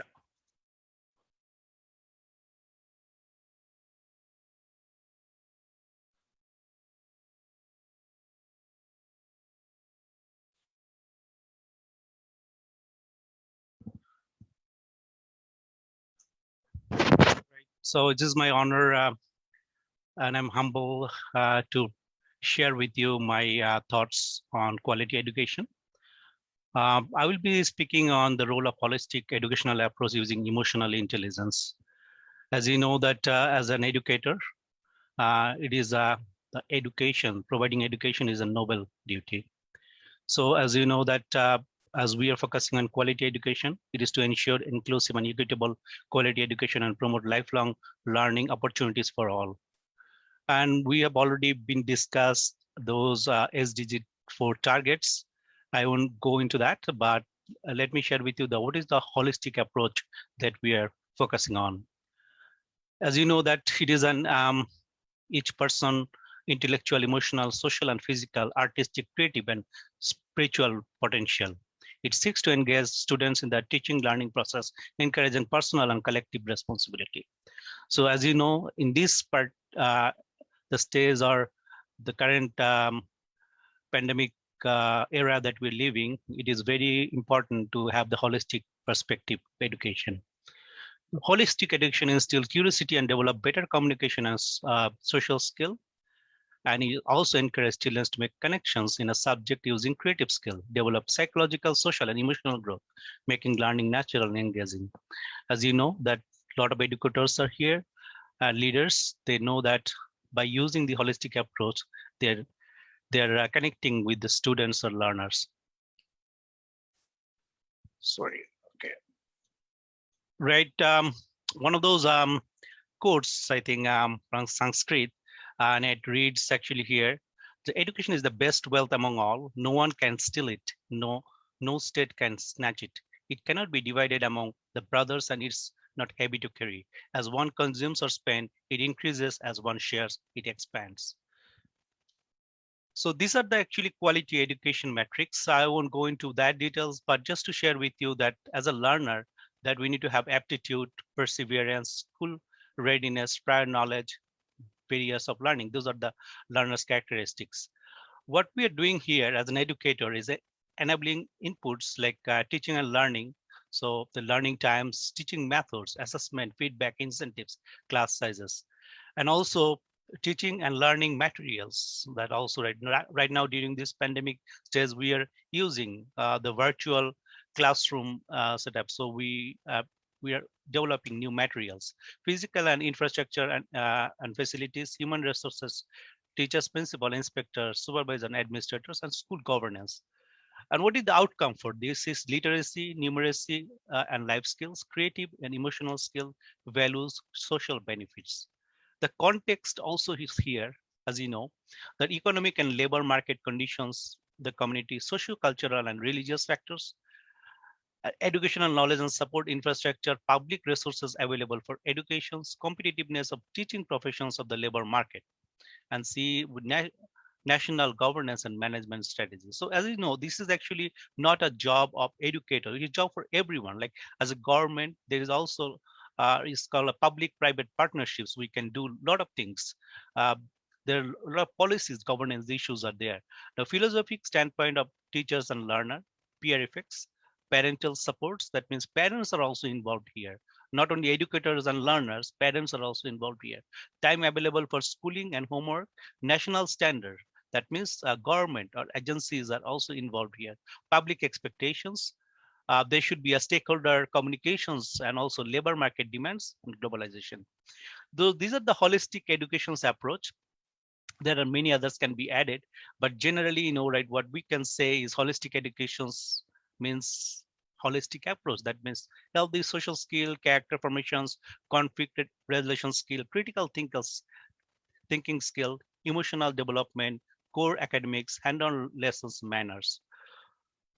Now, I will be discussing about very briefly about emotional intelligence, how we can use as an educator the emotional intelligence, otherwise known as EQ, the ability to understand, use, and manage your emotions in a positive way to relieve stress, communicate effectively, empathize with others, overcome challenges, and diffuse conflict. As you know, that if we are in face-to-face classroom setup, it is easier to communicate with the learner or students. But during this virtual platform, it is also important to have these contacts, eye contacts, providing feedbacks. So using emotional intelligence also is very important. Like some learners can be destructive or maybe abusive, or so how you deal with this situation. Now, in a Sanskrit, there unmuted. I've been muted by the host. I've been muted Yes, by the sir, host. Yes, sir. Continue, Okay. continue. Yeah. So it means a person who is calm and remains. Can you hear me? Yes, sir. Yes, yes, Okay. yes. All right. So it means a person who is calm and remains unperturbed by either pain or pleasure is the one who attains immortality. So it's found in Bhagavad Gita, chapter 2, verse 15. So it actually enters concept of EI. Now the EI has a couple of things here like self-awareness, self-regulations, empathy, social skills, and motivation. So if you are using the EI, there's two things that you need to remember here, that one of the areas like a self-awareness, emotions, one is and then self-management, self-performance, social awareness, relationship management, people performance. How as an educator, how we can use this skill, because it's very important. As I already shared with you, as education, providing education is a noble duty for educators. So we have to be we have to be aware about ourselves, and also self-management, self-performance, social awareness, relationship management, and people performance. Now, I won't go into that details, but just generally what I can say is self-awareness. With using the self-awareness, it is very important actually finding our strength and limitations, and then opening up a new opportunities that we can connect with our learner. And these are the areas how we can improve self-awareness. There are a lot of things, like as an educator, you have experienced, even you have already exercised number of self-awareness tools that you can do it, like keep a journal, ask for constructive feedback, learn new skill. As you know that connecting people, connecting learner is very important. Eye contacts, practice mindfulness is very important. Now, the next one is self-regulation. So self-regulation is managing. How do you manage your emotion? As an educator, it is also very challenging sometimes. And as we are also using this two, right, approaches like virtual or in-person, so you have to use, you have to manage your emotion. And also as I said, the strong self-regulation are highly, this is very important here. And then we need to be conscious about it, and we can, so that we can influence others, influence the learners. And it is a responsibility that we should take we should take the responsibility for our own action. Now, these are the ways that we can improve our self-regulations and be mindful and of your thoughts and feeling. Build distress tolerance skill, which is very important for an educator. Find ways to manage difficult emotions. Look at the challenges and opportunities. Practice your communication skill. Recognize that you have a choice how to respond. Using cognitive reframing to change thoughts and pattern of emotional responses, and work on accepting your emotion. Now, the next one is empathy, the social awareness, how we can use it. So with the empathy, it is very important. As I'm a coach, certified coach, I've been dealing with a lot of C-level executives, like leaders and everything. I understand that empathetic listening is very important, to hear them. What you know, by sharing them is important, but also listening from them. As an educator, I taught a number of university here in Canada, India, and Bangladesh. I have seen that as an educator, sometimes we only shares our thoughts. Sometimes it's very, some of us have not or not open or flexible to hear from listeners or from the learners. So it is very important to have that empathetic listening skill, so that we can do a lot of things that and also bring a positive change for the learner. Now, how to build the empathy? Be willing to share your own feeling, engage in a cause of such a community project, listen to other people. And one of the important things is loving kindness meditations. It is very important. Talk to new people. Try to imagine yourself to someone else's place. And the next one is self-motivation. So intrinsic motivation is another important emotional intelligence skill. So so what we can do is here we can self-motivate. And as you know, now IIU, I congratulate IIU, and I'm always best wishes for IIU as opening a door for many for actually learning. Right now, as an educator, we always learn. We are lifelong learner. We need to learn to update ourselves. So we have to motivate ourselves to motivate others. This is very important. And we need to be competent and action oriented. So how to improve motivations? Avoid overusing intrinsic reward. Celebrate your result, like small step at a time. Focus on setting small measurable goal. Introduce challenges to keep things interesting. Set goals to help build intrinsic motivations. Work with a friend or coworker to find accountability. The other skill that finally is social skill, which is very important. As you know that we need to have strong social skill to allow people to be meaningful relationship with other people. As an educator, it is our duty to connect with learners or students, so that we can have a meaningful relationship and strong relationship with them. And true emotional understanding involves more than just an understanding of our own emotions and those of others. So what we need to do here, we need to always have an interactions, always have a communications, so that we can bring a positive change and transform others. Now, how to improve social skill? Like we have to be in open-ended questions, find icebreaker that will help start conversations, notice others people's social skill. As I already shared with you, a strong eye contact. Always we need to have eye contact with them, practice our social skill, and we need to have active listening, showing interest to others. Watch our body language. Some body languages or some actions can be offensive to different culture. So as India is a great nation, like India has a lot of cultures. I have been in India, and so we know that um, we need to be aware of what body languages can be offensive to others, and we need to have a proper body languages. With that, thank you very much. I represent Global Academy of Holistic Leadership and Coaching, is accredited institute here in Canada. So I would love to connect with all the global leaders. Thank you very much. Thank you for your time. Thank you very much. That was a wonderful presentation again, sir. Thank you so much for being here on this platform, sharing your views and perspectives and your knowledge with everyone here. Thank you so much again.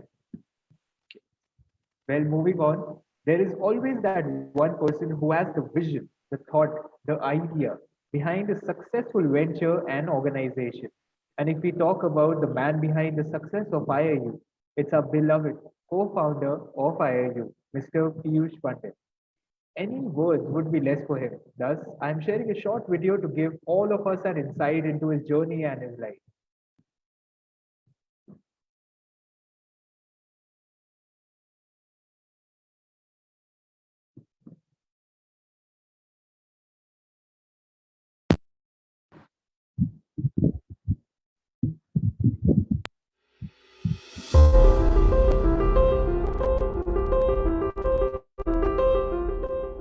Piyush Pandit was born on 27th July 1987 in Pratapgarh, Uttar Pradesh, in a middle-class family.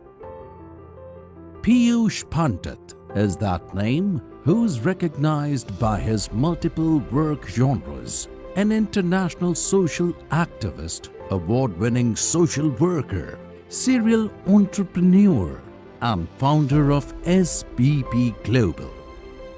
He has determined his destiny by having trust in him and Almighty God. Piyush Pandit is a diligent and passionate social worker committed to serve the humanity. Piyush Pandit has played a crucial role in crafting a team of volunteers and achieved global recognition as head of Swarna Bharat Parivar Trust, which span across more than 50 countries. He granted several live interviews and press conferences on rural development, access to justice, and the right to equality. Piyush is youth leader with extensive social work experience, political activism, and stellar entrepreneurial achievements. When you think of social work and changing the world by improving human experiences, Piyush Pandit comes to mind. He is proactively mentoring other social activists to encourage social activism and entrepreneurship around the world. He is working fiercely towards achieving United Nations Sustainable Goals in India and over the globe. Under the flawless leadership of Piyush Pandit, Swarna Bharat Parivar Trust was established. The organization strives to place the humanity at forefront and bringing back the human warmth which has lost due to busy modern life. They are fighting to ensure ending poverty, unemployment, and making society better for all.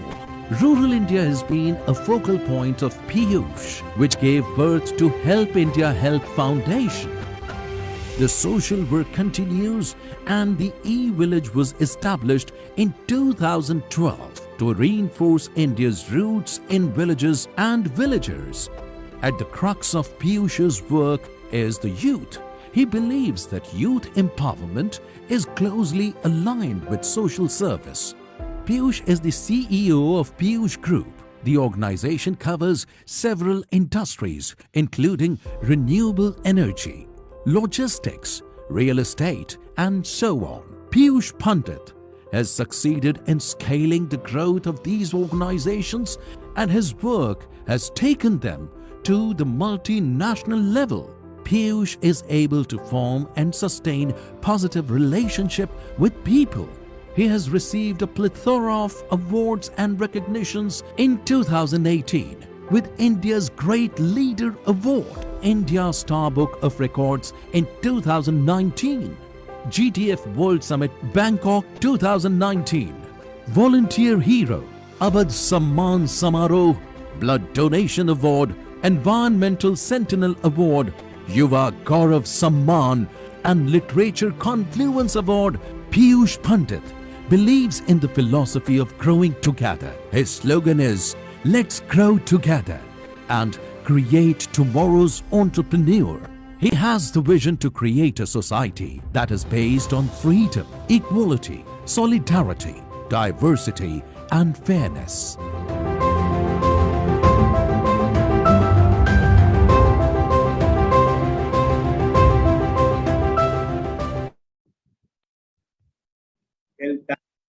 Indeed, an amazing personality to have a vision, to have such a successful journey, and growing from such a small place into connecting the entire world.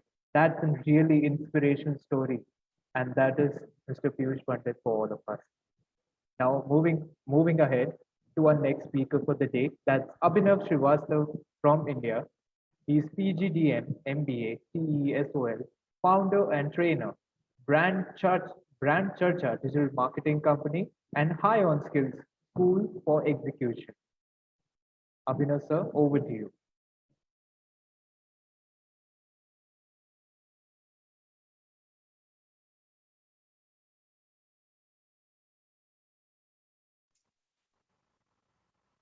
Mr. Abhinav, are you there? Don't see him. Okay. Now moving on to our next speaker, that's Luis Cardoso from Portugal. He's a PhD professor, Dr. Polytechnic Institute of Porto Alegre. Over to you. Hello, good afternoon. It's a huge pleasure to be here.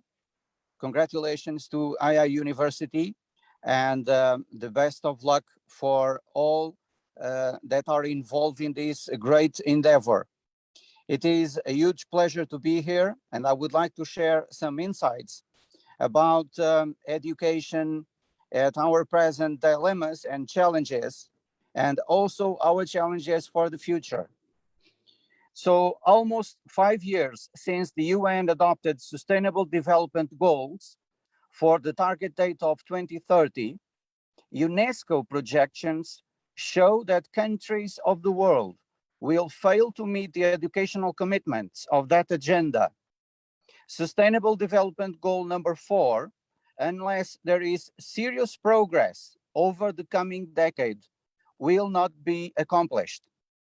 UNESCO projections ahead of the UN high-level political forum that is to examine progress in achieving the Sustainable Development Goals show that when all children should be in school, only 1 from 6 to 17 years old will be still excluded in 2030.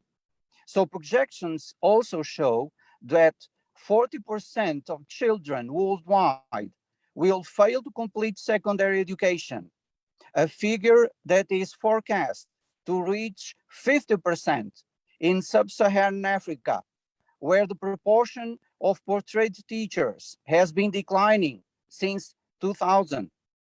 The new projections were produced by the UNESCO Institute for Statistics and the Global Education Monitoring Report. The figures are all more worrying, considering that SDG 4 calls for effective learning, not just for school enrollment. At current trends, learning rates are expected to stagnate in middle-income countries and drop by almost a third in Francophone African countries in 2030.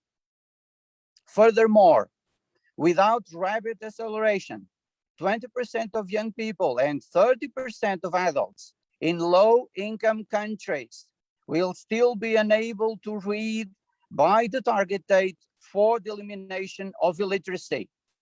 The 2030 Agenda for Sustainable Development emphasizes leaving no one behind, yet only 4% of the poorest 20% complete upper secondary school in the poorest countries, compared to 36% of the richest. The gap is even wider in lower middle-income countries. In 2015, UNESCO's Global Education Monitoring Report identified an annual funding deficit of 39 billion to achieve SDG 4, but aid to education has stagnated since 2010. Countries need more and better data to target policies and make the most of every dollar spent on education, said the director of UNESCO Institute for Statistics, Silvia Montoya. So based in all this data and information, let us highlight that learning has been prioritized too, with a third of countries introducing learning assessments to look at trends over time, and 1 of 4 countries using learning results to reform their curricula. So, my dear colleagues and my dear friends, this is a worldwide battle to connect us all, to bring us together, to highlight us all with knowledge and education for all, from different levels to all countries worldwide. So this is why conferences like this one are so important. Let us work together, dear colleagues and dear friends, to go ahead with education for all. Thank you.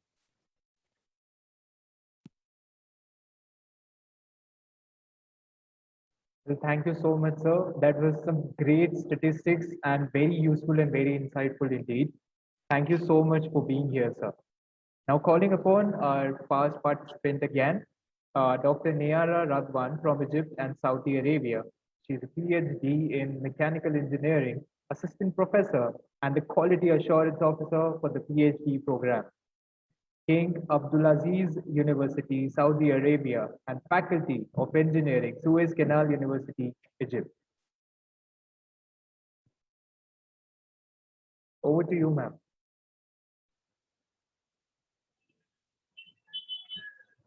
Ma'am, you are on mute.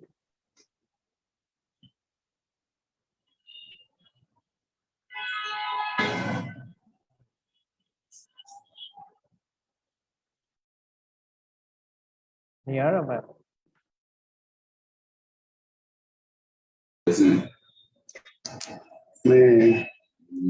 She has a video. She wants to play. Hello? Hello? Can you hear me, please? Yes, yes, we hear you. Yeah, thank you, Dr. Nara. Thank you very much. We must stop sharing the screen. This is the presentation before, okay? Yes, yes. Is there a problem with sharing my presentation? No, no, okay, just go, no.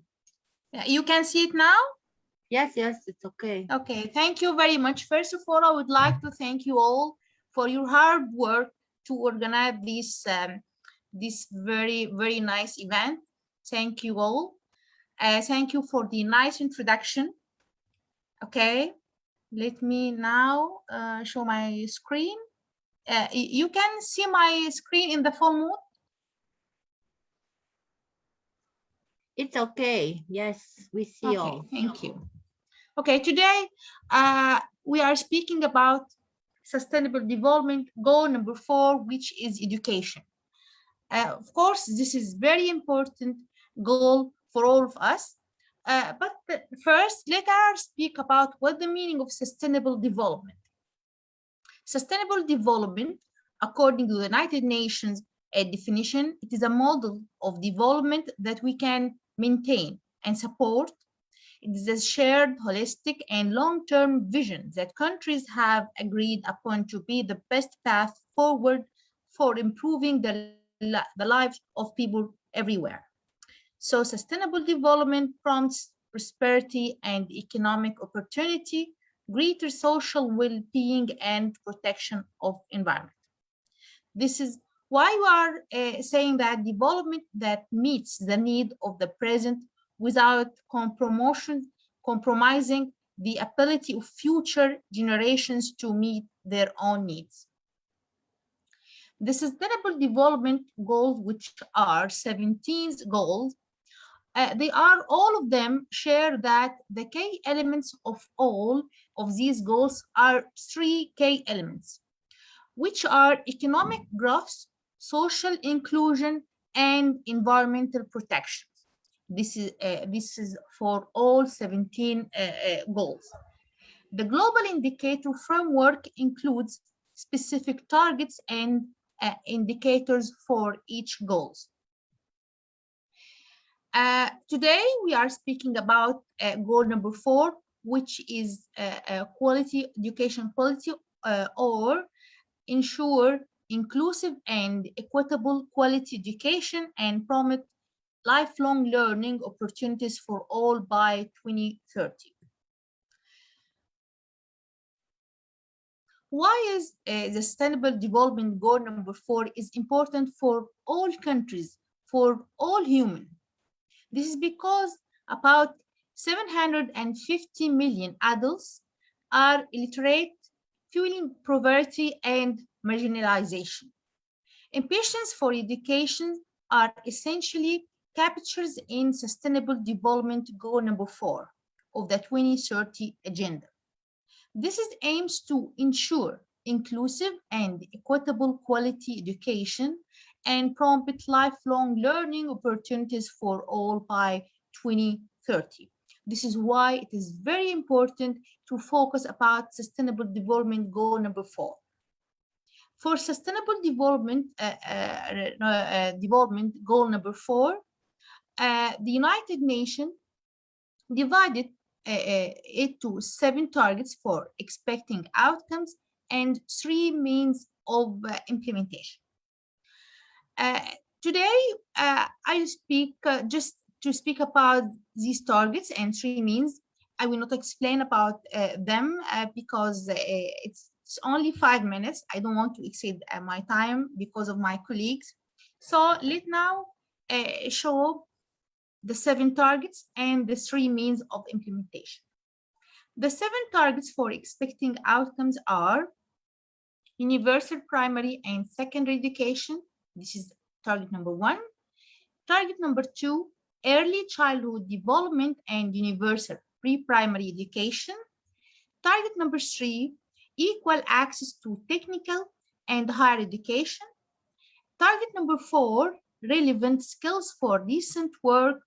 Target number 5, gender equality and inclusion. Target number 6, universal youth literacy. And target number 7 is education for sustainable development and global citizenship.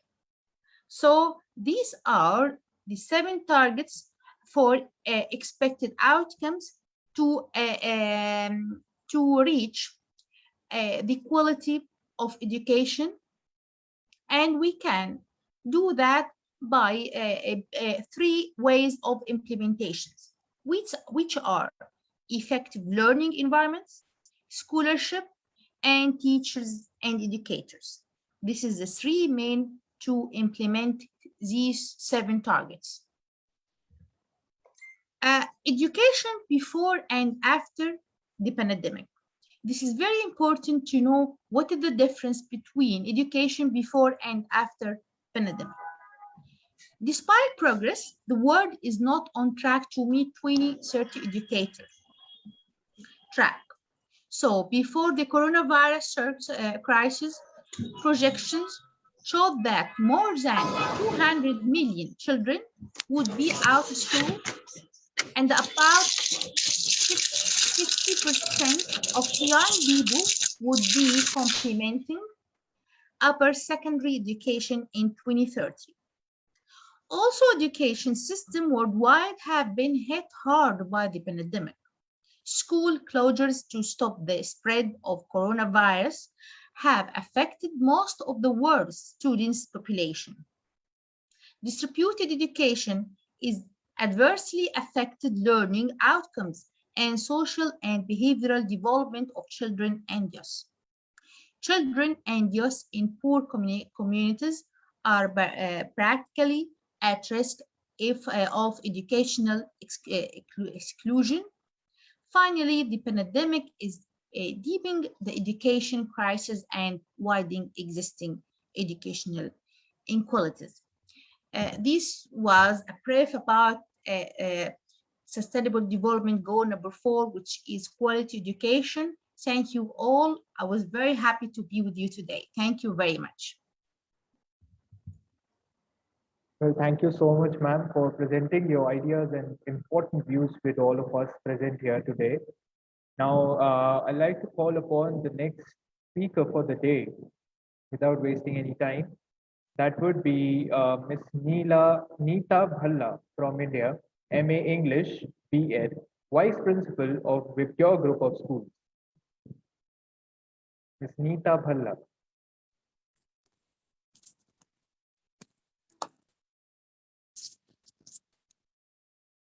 Hello.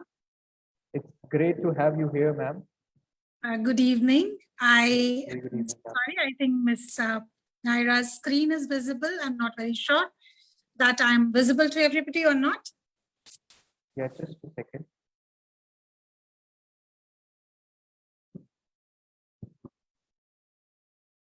Yeah. Namaskar from Bharat to all educators. I, Neeta Bhalla, I express my heartfelt gratitude to Team IIU to provide me such an opportunity to express my views. If you refer to the 3 words in our anthem, it's Bharat Bhagya Vidhata. We, India, who creates our own future. The future of our countries will be shaped by our students. Youthful minds, pure souls, unpolluted, unadulterated. When we talk about the quality education, we can't just focus on the education of students, but we have to spare a thought about the holistic development of the teachers as well. Out of 10 targets of SDG 4, a very important aspect is of teachers. This is a crucial goal and in many ways contributes to a strong foundation for other SDGs. However, this SDG cannot be met without recognizing the role of school teachers as primary contributors, as well as a group much in need of a capacity building when it comes to modern teaching methods, especially digital pedagogies. Teachers' efficacy is a single most important determinant of a child's learning success. If SDG 4 has to become a reality, attention needs to be firmly on investing in teachers' education processes and on developing a quality teacher workforce. That means the teachers who can provide young people with learning opportunities that ensure their learning will be meaningful and long-lasting, who possesses sound pedagogical knowledge and can deliver effective instructions, and who can manage an increasingly diverse learner population and support different learning styles. Never before have so many children been out of the school at the same time. Disrupted learning, upending lives, especially the most vulnerable and marginalized. The global pandemic has far-reaching consequences that may jeopardize hard-won gains made in improving global education. Teachers are the keys of achieving of all the SDG 4 targets. It requires urgent attention with a more immediate deadline because the quality gap in education is intensified by the shortage and uneven distribution of professionally trained teachers, especially in disadvantaged areas. Globally, there had been a little progress in the percentage of primary school teachers who are trained stagnating at about 85% since 2015. The most successful countries based on the test scores have high and universal expectation of students, a strong focus on good teaching, resources targeted at struggling students and schools, and commitments to long-term and coherent strategies for education. Teacher training and ensuring that teachers have an access to teaching resources is also of critical importance in improving the quality of learning. For this, strategic, context-specific, and culturally sensitive legislation and policies are in order to make education and training system more equitable and inclusive. Accordingly, greater support and resources are needed for relevant initial and continuous professional development, efficient and effective policies, appropriate recruitment and deployment processes, decent working conditions and opportunities for sharing promising practices, professional autonomy and career pathways for the teachers. Measures are also needed to prevent teachers' attrition, to ensure a motivated, supported, highly skilled, qualified, adequately resourced, and empowered teaching force. As teachers are the fundamental condition for guaranteeing quality education, teachers and educators should be empowered, adequately recruited, and remunerated, motivated, professionally guided, and supported within well-resourced, efficient, and effectively governed systems. With the hope that we shall overcome, hum honge kamyab ek din. This is Neeta Valla signing off for today. We'll definitely look forward for another enriching experience in future. Jai Hind. Well, very well said, ma'am. Bharat Bhagya Vidata. That means that passion, that force that brings all the people together of our country towards one goal. And that's what IIU is doing. The IIU is bringing the globe together. They are bringing the entire world together. The world has become so small now. Thanks to IIU. And thank you so much, ma'am, for presenting your beautiful views in front of us. Thank you. Well, moving on to our next speaker, that is John Oluwafemi Ayula from Nigeria, ICT and education activist, founder, Build New Nigeria Network. Well, over to you, sir.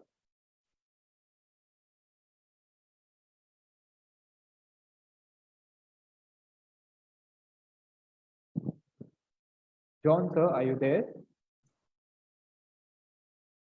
I don't see him. Okay. Moving on to our next speaker, that's Patnisa Bulandri from Indonesia. Teamwork, time management, communication, critical thinking, creative thinking, problem-solving skills, S1 management, UPN, veteran, Jakarta. Over to you, ma'am. Patnisa, ma'am, over to you. Yes, can you hear my voice? Yes, ma'am. We can hear you, but if you can increase the volume a bit. Okay, thank you for giving me the opportunity to speak. Hello, everyone. Before I talk about today's topic, I will introduce myself briefly. My name is Patnisa Wulandari. I'm from Indonesia. Now I'm still studying at one of the universities in Indonesia, precisely at UPN. I majored in S1 management. All right, for the introduction, I think that's enough. Today, I'd like to talk about quality education. On this occasion, I will discuss about the quality of education in Indonesia.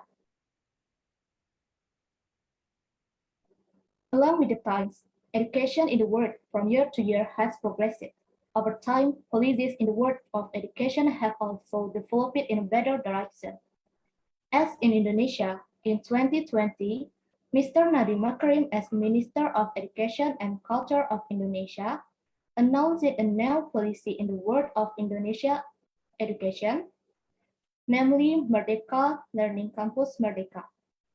Independent campus is policy of the Minister of Education and Culture, which aims to encourage students to master various useful knowledge to enter the world of work. Merdeka Campus provides an opportunity for students to choose the courses they will take. In this application, students will be given the flexibility for 2 semesters in their study program to carry out activities outside the classroom. This concept basically makes students more social with the environment outside the classroom. So indirectly, students will be invited to learn how to live in society.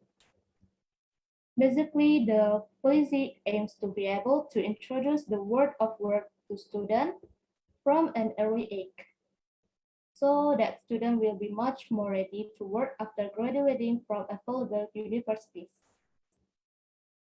The purpose of implementing an independent campus is so that students will have the ability to master a variety of knowledge that is useful in the world of work later. The existence of a independent campus policy that gives students the freedom to do activities outside the classroom will encourage them to be independent.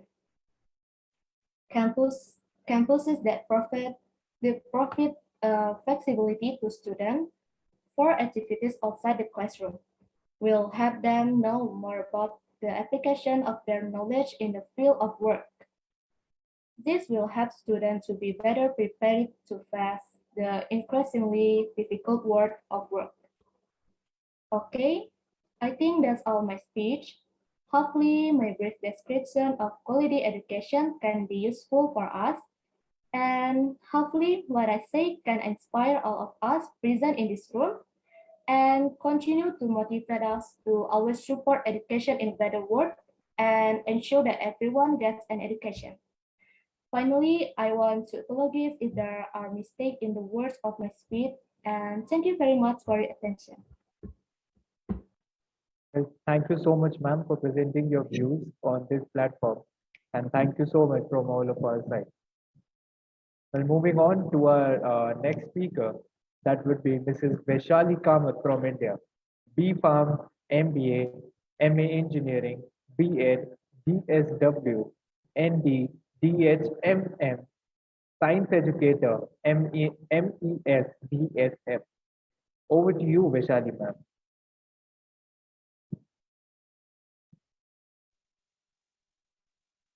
Good evening, sir. Very good evening, ma'am. Good evening, IIU team. Namaskar.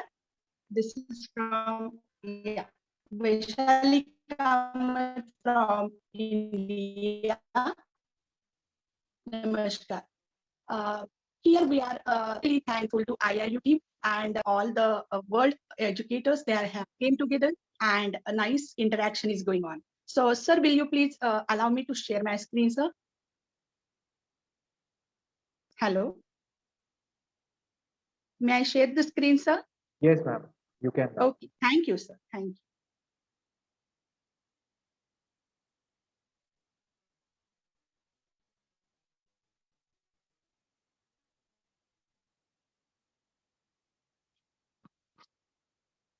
Hello. Sir, my screen is visible? Yes, ma'am. It's visible. Thank you, sir. Thank you. So this is Vaishali Kamath from India, representing Pune, that is from Maharashtra. Sustainable Development Goal number 4, quality education. So what do you mean by quality education? That is the number 4, as we have seen. What is its objective? We are going to see. That is to make sure every child gets a quality education. What is the definition of quality education that we are going to see?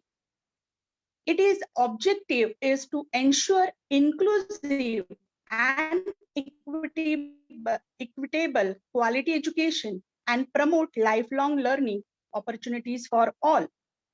So which are the factors? So inclusive and quality education is there.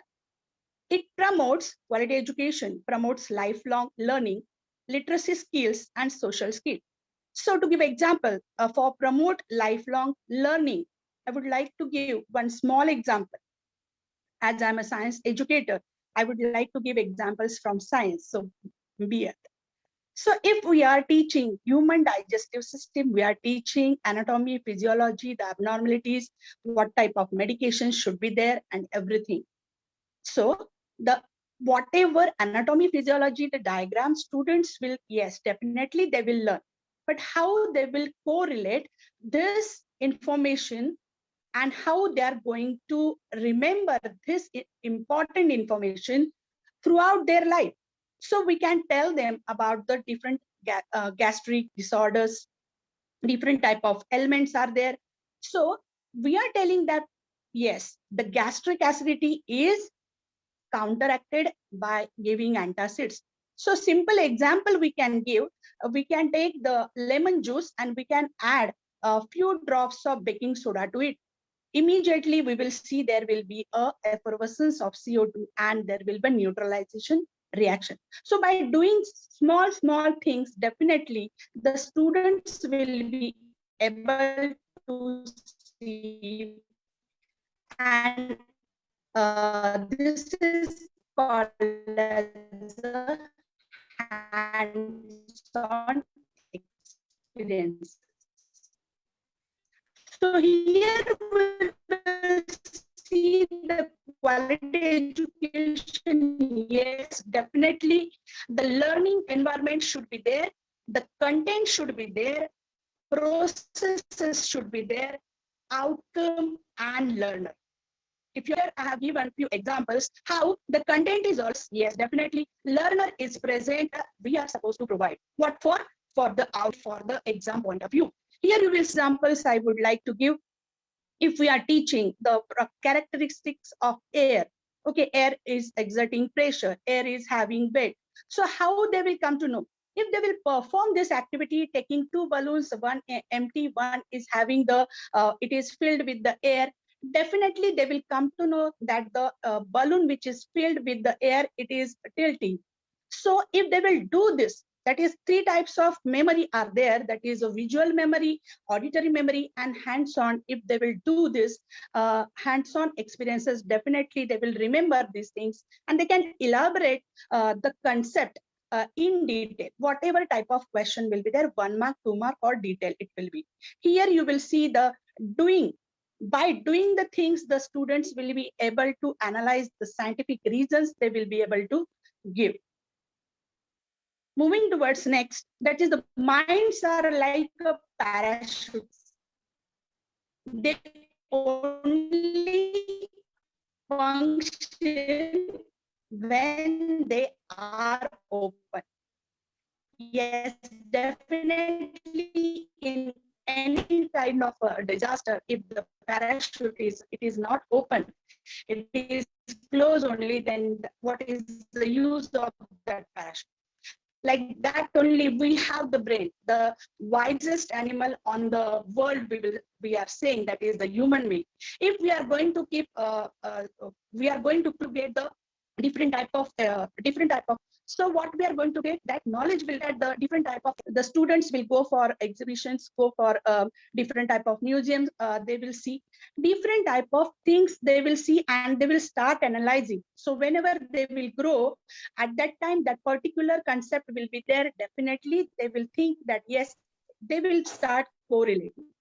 Here Einstein they have given that education is not the learning of facts, but the training of the mind to think. So we as an educator, we are supposed to tell them, we are not supposed to tell them what to read, how to read. We can guide. We are a facilitator. Now that our education system, previously it was teacher oriented, now it has converted totally into student oriented. Now next one, that is the digital India.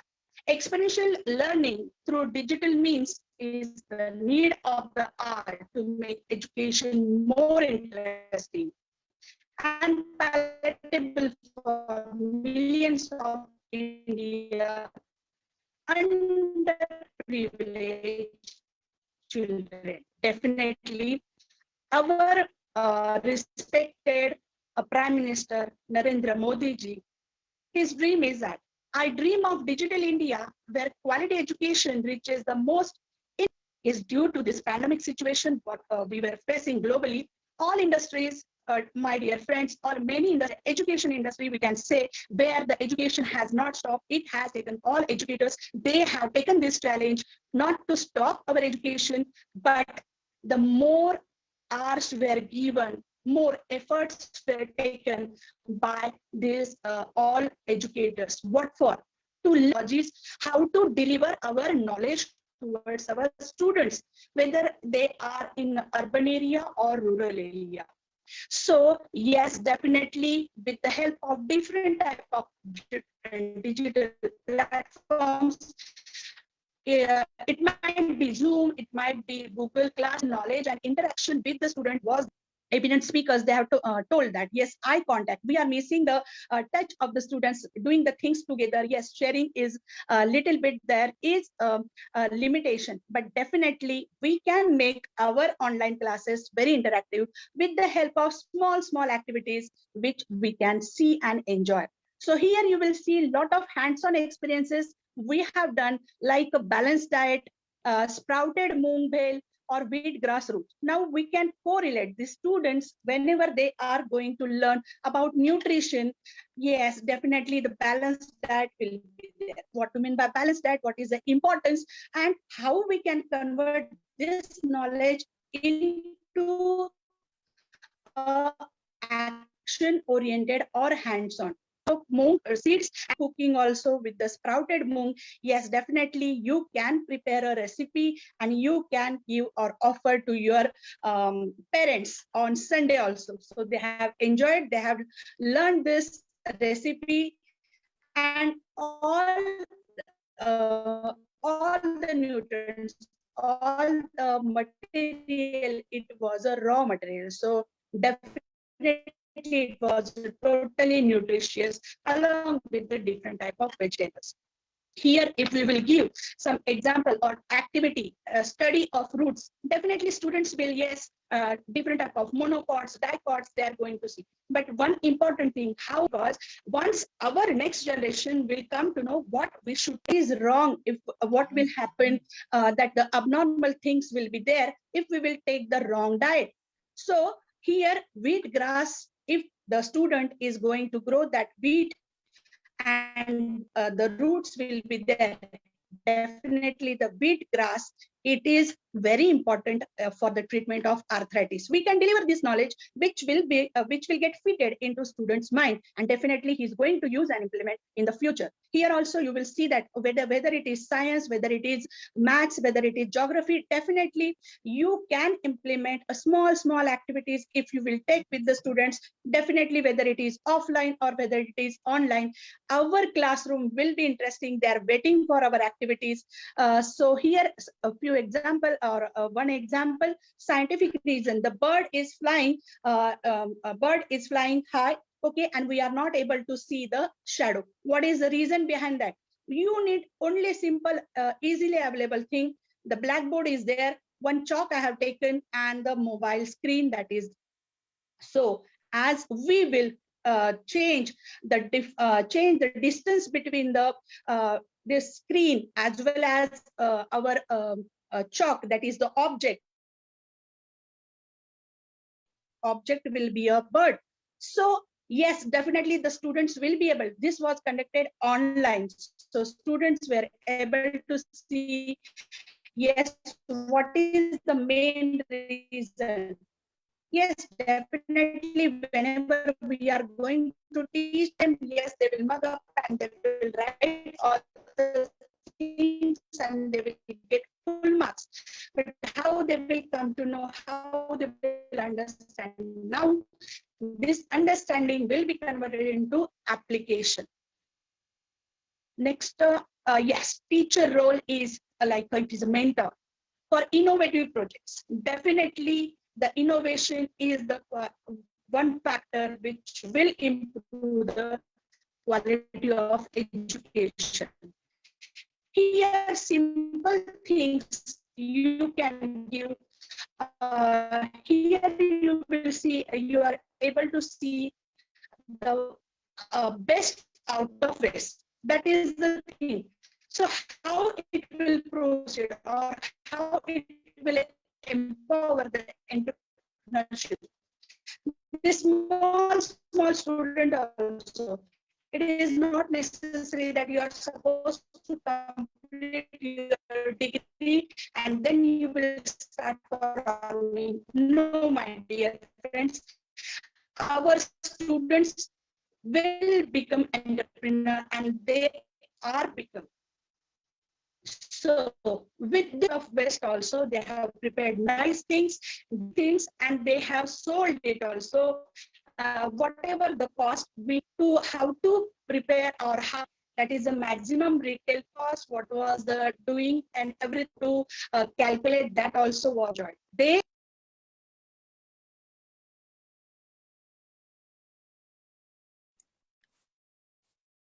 I think we lose Mrs. Vainashi. We lost her. But here we have returned back our Ute Linda Okpala from Nigeria. So will you present her? Yes, ma'am, sure. So with us, we have now Uche Linda Okpala from Nigeria, TENPGDE BSc, Principal Educator Officer, Federal Government College, Daura. Over to you, ma'am. Ma'am, you are mute. Okay. Am I audible now? Yes, ma'am. Okay. I thank you very much for giving me this wonderful opportunity to speak on this platform. I would really like to appreciate IIU for the great job that they're doing by inviting dignitaries all over the globe for this movement. This is pretty awesome. And here we are, and we are doing the right thing. I'm super excited. I'm seriously hyped right now. In order not to waste your time, I really want to appreciate Professor Nada for inviting me over. Without her, I wouldn't have been here today. So I'm going to be speaking based on a teacher's perspective. As a teacher, I am for 10 years now. I will be sharing with you what my experiences, what it has been for all these years. I really want to also, before I proceed, I want to appreciate the previous speakers that have spoken so well. We are all in this together, but it still boils down to the teachers, educators across the globe, because we are the foundation of the educational sector, whether we believe it or not. So the change that we need starts from educators. Without wasting our time, for us to make sure that this 2010 agenda by Global United Nations, especially Goal 4, which is ensure inclusive and equitable quality education and to promote lifelong opportunity for all. Yeah, we can do that, but there are still other challenges that we'll be facing in terms of the school setting, the teachers, the school management, and the student as well. But I'm not going to go into deep there because I don't have much time. Okay, so for us to achieve this goal, it requires a collaborative effort and an increasing effort as well, especially here in Africa, in Nigeria, in the northern part of Nigeria where I am. There's we have a lot of vulnerable populations, including persons with disabilities and out of school children and refugee children, poor children in the rural areas, and even those that were displaced due to insurgency. There's a lot that could talk, but with all these things, a lot of challenges, but despite considerable gains in education enrollment over the years, many children do not acquire basic readings and even mathematical skills at the end of their primary education. So just like I said, like a teacher that I am, I'm going to be speaking based on the teacher's perspective. Okay, so what I would like to say is that I'm one of the educators who have been experimenting in more innovative ways of sharpening critical thinking, cultivating curiosity, empathy in my classroom, and for my students to develop these skills, critical thinking skills, collaboration, all the skills that capture the forces of 21st century skills. I really use this approach that really changed the teaching dynamics in my classroom. And the changing nature of these skills which requires the 21st century workplace, it has to be reappraised how education program is delivered both in secondary school level, in fact, in all levels, in order to ensure improved and efficient work skills to drive the workforce. What I'm building the sustainable ecosystem of lifelong learning for my students, for them, eventually, when they leave school, they will be able to meet up with their counterpart and become the member of the workforce. I'm going to be talking about the key features of innovative pedagogy that has really changed the dynamics of teaching and learning process in my classroom. Student-centered learning. You all know that the things had changed from the way it used to be teacher-centered. It has shifted to the student-centered, which has really maximized the engaging student learning outcome. I inculcate project-based learning. This has really changed narratives of students. Those that doesn't even have a voice right now, as I'm talking to you, they have a voice using AI, artificial intelligence, robotics. Just of recently, a few months ago, they involved in a national competition, and that has really boosted their creativity to be able to identify real world problems and propose possible solutions to them. Project-based learning increases student learning outcome. At the end of the day, they provide a solution, they build a solution, and then that landed them in second position in a national competition. And I won the best coach and mentor of the year. So this is the kind of outcome that we really want, no matter what we are doing. It's not only just using technology in the classroom that, of course, that will maximize student, engaging students and maximize their learning outcome. There are some other things that teachers can actually use to groom these students, to prepare them ahead for the future, for them to be thinking out of box, okay, and propose solutions. They become problem solvers, and using technology to promote 21st century skills, computer-assisted learning, web-based learning, and even mobile learning as well. This has also contributed to the growing, in fact, the drastic change in my classroom. So another thing that I would like to talk about is that using edutech tools and resources has really worked like magic. Using a social platform like Flipgrid,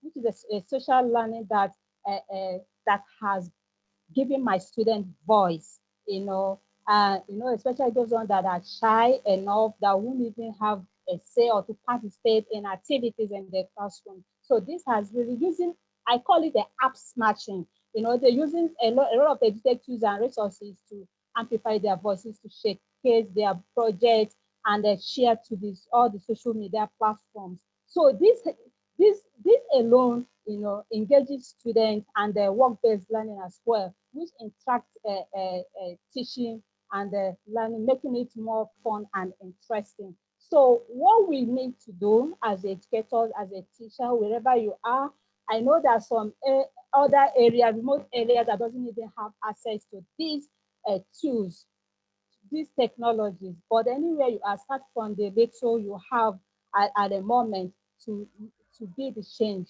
to be the change that we needed for this goal to be actualized. I am a founder of 21st SDG Skills, okay? And what we are trying to do, global educators coming together to share, to promote the SDG Goal 4, and then by bridging the digital divide, integrating the edutech tools and resources, bridging the gap of 21st century learning skills. This is the skills that we needed in this connected and globalized world by, integrating 21st century learning skills, inculcating them in our students and newbies, teachers, for them to have access for everyone, both the disabled, those special needs students, to have the same access to the same learning materials. And I think, but with all these things so far, it's going to make our teaching and learning to be more fun and interesting. I personally believe that the essence of sustainable and impactful change in collective and excellent leadership at the education system. I believe also that there is a need for good pedagogy to teach. And for us to actualize this SDG 4, we need a collaborative effort, just like as I said before. And we really need effort from the stakeholders, policymakers, the parents, the school management, and most importantly, the teachers, because we are the future leaders. We are building the nation. We are transformers. We are change makers. We are pace setters. All we need to do is to make sure that we come together, collaborate together to make sure that this SDG 4 actually works and actualizes come 2030 according to the United Nations agenda. Thank you for your attention. Hope I didn't waste much of time. Thank you, dear Ute. It's a pleasure that you are today with us. I must tell a few words about her. She is an amazing woman. She is leading a big platform, 21st Digi Skills. So our Ute will for the next event, maybe prepare something special, new for us. Ute, thank you. Thank you very much for coming. Thank you so much. Thank you for all the organizers for this opportunity. Yes. I want to say that our speakers before didn't finish, and he will say more few words. Thank you, Nada ma'am. Thank you. So kind of you. Well, calling upon the last speaker for the day who is present here, that's Mr. Amjudi Bishwanath from India.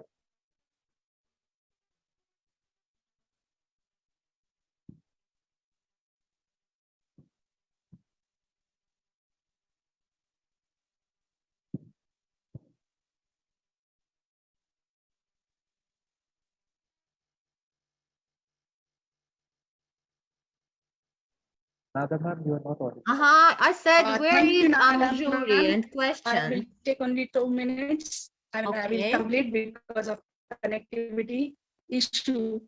It was not possible. So the next one, that was holistic. Sir, am I audible, sir? Yes, ma'am. Ma'am? Hello? Yes, ma'am, you're audible. Hello? Okay, hello. Yes, ma'am, you're audible. Yes. Thank you very much, sir. Thank you. So the holistic education is very important. Yes. So holistic education is very important. All taken. They should know the home remedies also. So whenever they are going to suffer from any small elements or disorders, definitely that home remedies will definitely help. So this was the homemade all-purpose cream was prepared just with the raw material, that is the pure ghee and water. Only this much. And the copper, we are calling it as a thermal, that is a copper plate and the copper glass. So that was a wonderful experience the students have taken. Next one, that is eco-friendly activities. Yes, it is very important nowadays. The global students are getting aware. Waste management. So as definitely, if we are going to mix the dry garbage and the wet garbage, totally it will be mixed. Then it is very difficult for the sweeper people to segregate it. So better. It will be better if we will segregate it as a dry garbage and wet garbage. So kitchen waste management, this was the project which was taken by us, and it was a kitchen waste, and they have chopped it to a small. It was a wonderful experience for the students. The students have enjoyed that also, because we'll keep the seeds along with us, and we will make the seed balls along with the soil. Definitely after drying, the students, whenever they will go for picnic or outing, they are going to carry with them, and they will throw it, or they will plant it in the nature. So here the different life skills which are required, which already the earlier speakers they have taken. So I will skip it off. Yes, moral value education is also very important nowadays, because of patriotism, awareness towards the, it is not mandatory that after 18 years only the person is going to vote for any nation, or in India it is 18 years. So after that only they are supposed to think about our nation. No, it is not like that. In the childhood only, that in school age only they can think about that, and teacher should inculcate this all moral values among their students. So very important, if we are going to change the teacher psychology, if the teacher will be passionate, if they will have the moral values, definitely they are going to inculcate it into. I would like the renowned very impactful projects are displayed. So this is my. We lose again Mrs. Vaishali, but I think that we really don't understand the bad connection. So maybe we will give her a chance at the end, because I really don't understand. So sorry for that. Sorry, ma'am. Yes, sorry. So we know that it is not your fault, but we will maybe at the end again your few views. Definitely. Yes. Thank So, you, IIU. Thank you very much. Thank you. Yes, now moving on, as we come to an end, I'd like to call upon to this stage the last speaker for the day. That's Mr. Amjuri Biswanath from India, MSc B.Ed PGDCA, GCSI, GDP, CCEELEMS, Director, Green Care Society of India. Mr. Amjuri, over to you. Yeah, very good evening. Am I audible, sir? Yes, you are. Let's warm greetings to everyone. I'm Amajuri Vishwanath, educationist from Astha Vidya Mandir, Dantewada, Chhattisgarh. As well as I'm also honorary professor at International Internship University, Global.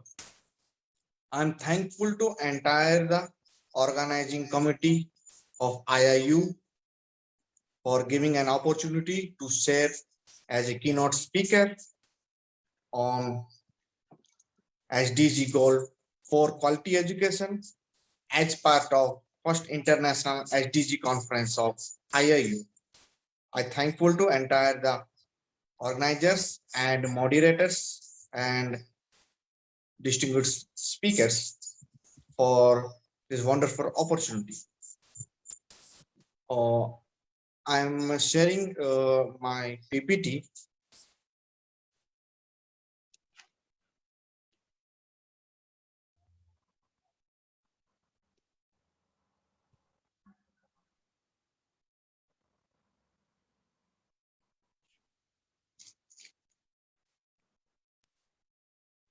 Amujuri, we see only your picture.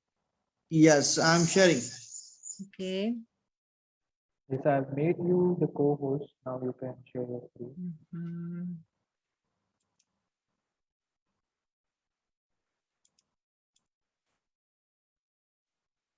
Is it visible now? Yes. Yeah, I'm sharing.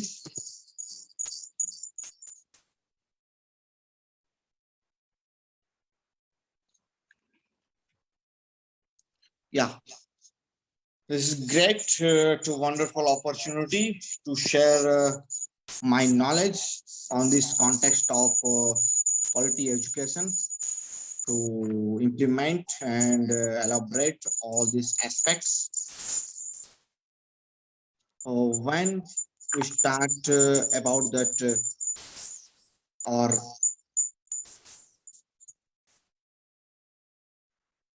knowledge exchange or different platforms on quality education, how we implement. And this is my brief introduction where I'm working and how we implement what is quality education. It is ensure to inclusive and quality education for all to promote across the globe. And education is fundamental need for everyone to acquire the knowledge and emphasize our experiences to share with global. And how we collaborate, how we correlate between communication and society. And this is the how quality education SDG 4 correlate with all the remaining 16 SDGs. And this is the movement of express and progress in collaboration with remaining SDG goals. And what is quality education? It is the cyclic process of learner and learning environment, learning content, process, and last is outcomes. What we put and what we get. This is the entire cyclic chain of quality education. And this is the different types of learnings, socials, and assessment educational process, and where we learn, where we teach, all these platforms through either classroom or virtual. And teacher are main component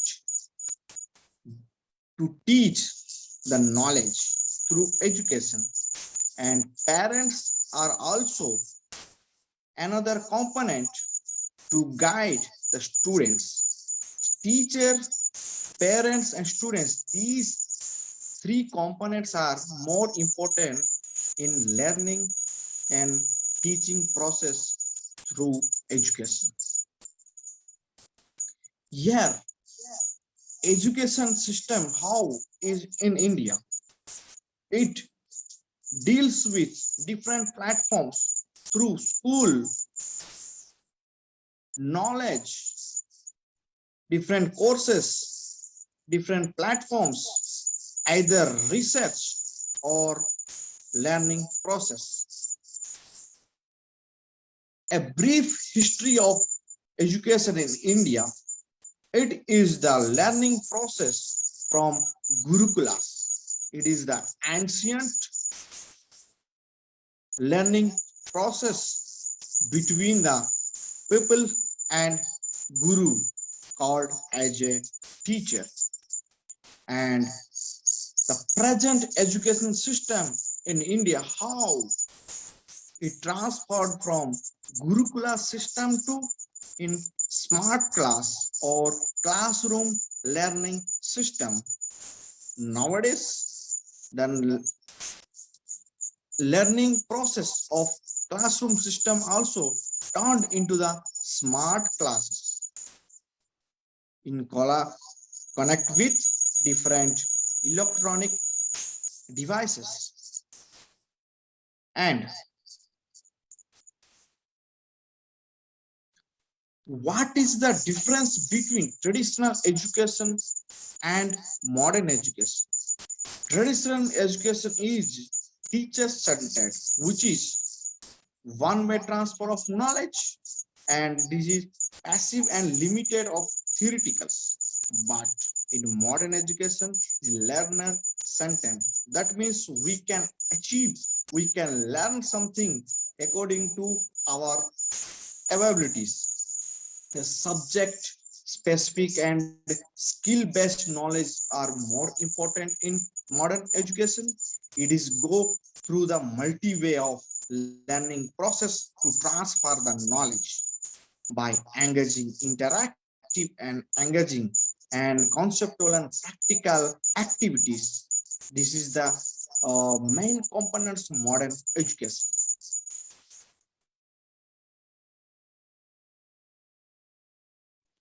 And how we learn by step from primary section to middle section and middle section to the high school, and after that college level, and after that how we learn how we acquire the knowledge through research level. This is the pattern in India. And to learn different type of knowledge, there are different gaps: knowledge gaps, skill gaps, motivational or attitude gaps, environment gaps, and communication gaps. These gaps should be filled by different platforms through quality of education. So 7 ways to bridge the learning gap, either before lockdown or during the lockdown. Why? Because nowadays everyone are facing with the pandemic situation of COVID-19.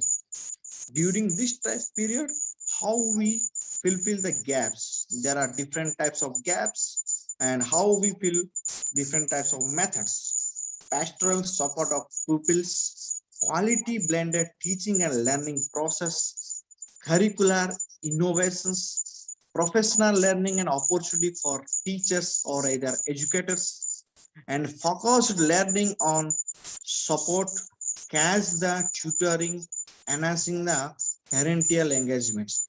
These 7 key points are important to bridge the learning gap. And 6 teaching strategies to promote deeper learning.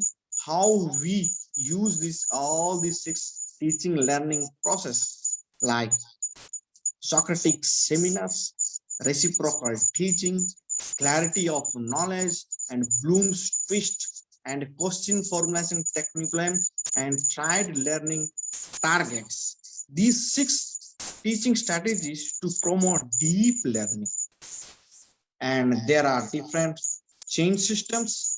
First starts with Amujul, I'm so sorry, but you have a little please, do you have open and the mobile and the mic, because we have a strange sound. yeah, I think this is the reason I Please will do that. Yes, okay.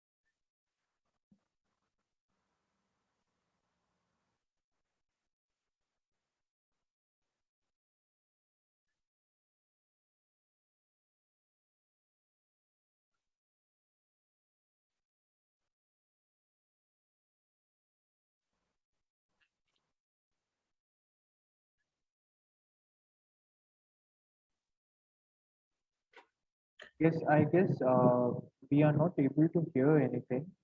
Yes, yes, we don't start hear nothing. So shall we move on to the next speaker who is waiting for us? Yes, we have a speaker waiting. Amujur, we will come back to you. Yes, we have Abhinav Srivastava is waiting. Yes.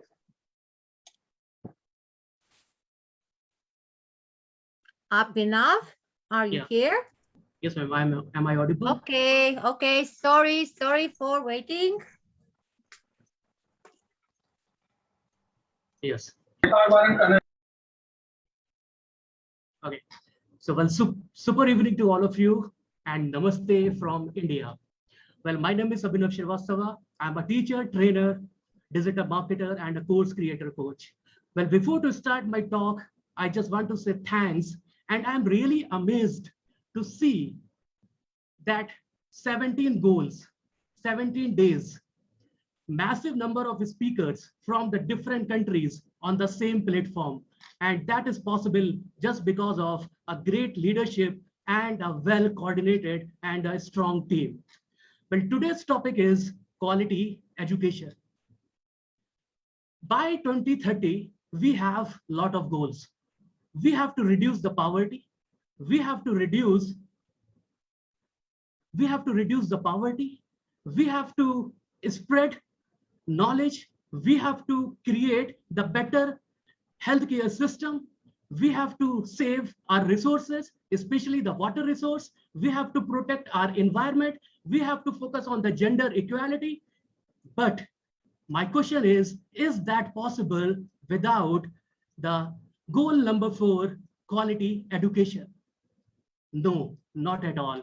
We have to develop a quality education. We have to spread the knowledge. We have to spread the quality education, and not only at one level, but at various levels. Vidya dhanam sarvadhanat pradhanam. Education is the supreme wealth among all kind of wealth. Education is the most powerful tool by which we can change the world. And I'm really excited. I'm really fortunate that I am a part of this education industry from the last 10 years and have interacted approx 10,000 students in this decade. I learned a lot of things from them also. Now the point is how we are moving towards that particular goal and what are the various steps we have to take. Well, a lot of speakers have talked about all these things. So the one is the inclusive and equitable education at every level. Yes, at every level. From early childhood to primary, primary to secondary, secondary to higher education. And that is not only about the education of technical skills, but also about the managerial skills and to inculcate the value in them. Value is most important part which we have to develop in our students, in our future generation. Just see the world. Just see this fast changing scenario. Just have a look around you. What you will find? You will find that technology of the last decade is not working now. You will find the fashion of the last decade is not working. You will find the way of communication is totally changed. And it's not only about the last decade. You can see the way of communication is changed in last 2 years, before pandemic and after pandemic. We have to understand the change management. We have to accept the change. We have to accept how we have to move in this fast moving world. So our students, this is our responsibility that we have to develop those kind of skills in them so they are ready to accept those kind of challenges. They are ready to face the world and they are ready to face those kind of problems. And that's why only the work specific skills are not required. Skills related to problem solving, skills related to leadership, motivation, communication skills, understanding the different culture, that is the important points which we have to develop in them. Now, the second point is that we have to develop and we have to promote a lifelong learning opportunity. A lifelong learning opportunity where we all can learn together, irrespective of age, irrespective of any kind of experience. Maybe you are having experience of 10 years, 20 years, 30 years, but we all must have mentors. We all must learn from them. We must give that knowledge to our students, and that is the only way to develop and to reach on that particular goal. Well, with this note, I'm moving towards the end, and I want to share a small story with all of you. Well, the scenario is the teacher is narrating the story in the classroom to her students. Now the story starts. The teachers share, there was a couple on the ship, and suddenly the ship met with an accident. The couple had to run towards the lifeboat, and then they found there is only one space on the lifeboat. Suddenly, the husband jumped on it, and the wife, she was on the sinking ship. She shouted just a one sentence. Now the teacher stopped and asked the student, what is that one sentence? Most of the student told, I think she told, I hate you. Then the teacher told, no, this is not the answer.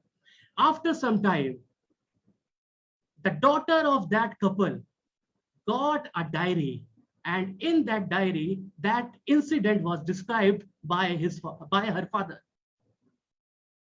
She found that on that day, the couple was on the ship. They found, and the ship got an accident, and at that time, the mother of that particular daughter was suffering from the illness, a terminal illness.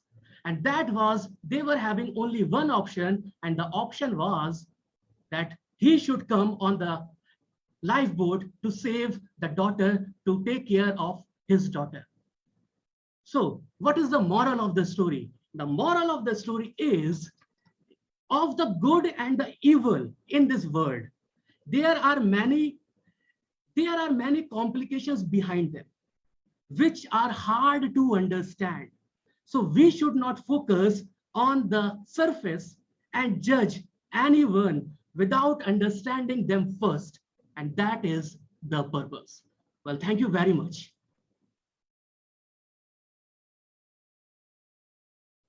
Well, thank you so much, Abhinav Srivastava. That was a great presentation, very energetic, and we loved whatever you presented here.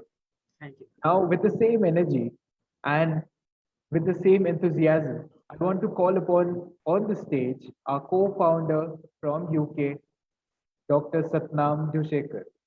Ma'am, over to you. Can we have some inspiring words from you? Hi, Ansh. Thank you once again for this beautiful moderating. Thank you for putting everyone together. Thank you for being such a wonderful host. And thank you, Nada, like always. Thank you, Dr. Prachi. And like I said, you know, IIU, the whole entire aim of IIU is imparting that education. So today, this goal is very special to our heart. This goal is what we strive on, what we live on, what we work on day in, day out. Making it possible to get this accessible, available, very, very good quality of education and at a very nominal price. And I think where our founders and our trustees and our advisory board and our every entire person working behind IIU, I think we have a common goal, common aim, that at some point we want to make education at no cost. We want to bring this education at no cost to every rural area in the world. That is the intention the whole entire IIU fraternity is putting forward, is trying to work on. So this is our whole core, this is our heart, this is our emotion, this is our thought, this is our feeling, this is our passion. I don't think people who are working with IIU are just working as like any other project. I think they're working with their heart and soul. They become almost robotic. So their whole entire aim has become to make this agenda possible. So that is why we welcome this SDG goal, and this is so close to our heart. Once again, on behalf of our trustee, Dr. Roshni Lal, our co-founders, first of all, our president, Dr. Piyush Pandit, Mona Anglia, Mr. Stephen, Jack Williams, we are very, very grateful to each one of you who spends their time here, gives your precious views, you share your thoughts, you give us the advice, you want to bring this mission close to everyone. So we're very, very grateful to you. And also to very, very special thanks to all the team members in IIU who are working behind the scenes, trying to make this a possibility for all of us. So I would like to thank especially Nada. She's doing a wonderful job, Nada. You say very little, but you do a lot. You know, not everyone knows how much you toil behind and how much you work around the clock to make this possible. So we are very grateful to you. And also our country director, Dr. Prachi. Then we have our Pratibhaji, and each one of us, like I said, everyone, I can't name everyone, but I know exactly how people are putting everything, their sweat, their blood, everything, whatever they can to make this possibility a reality. Okay, so thank you very much. Thank you very much. We'll invite you again and again, and we'd love to see you all over again. Thank you. As I told you guys, the super energetic, super enthusiastic, and super inspirational for all of us, Dr. Sapna. Thank you so much, ma'am. Thank you so much for such inspirational words and bringing back the energy and connecting all of us together once again. Thank you so much for your words, ma'am. Thank you. Good evening. Thank you. Well, it's time to conclude this wonderful conference. And indeed, we have witnessed some new ideas, techniques, and ventures about the fourth SDG. And finally, I would like to invite Mr. Kevin Ward to take the stage for the vote of thanks.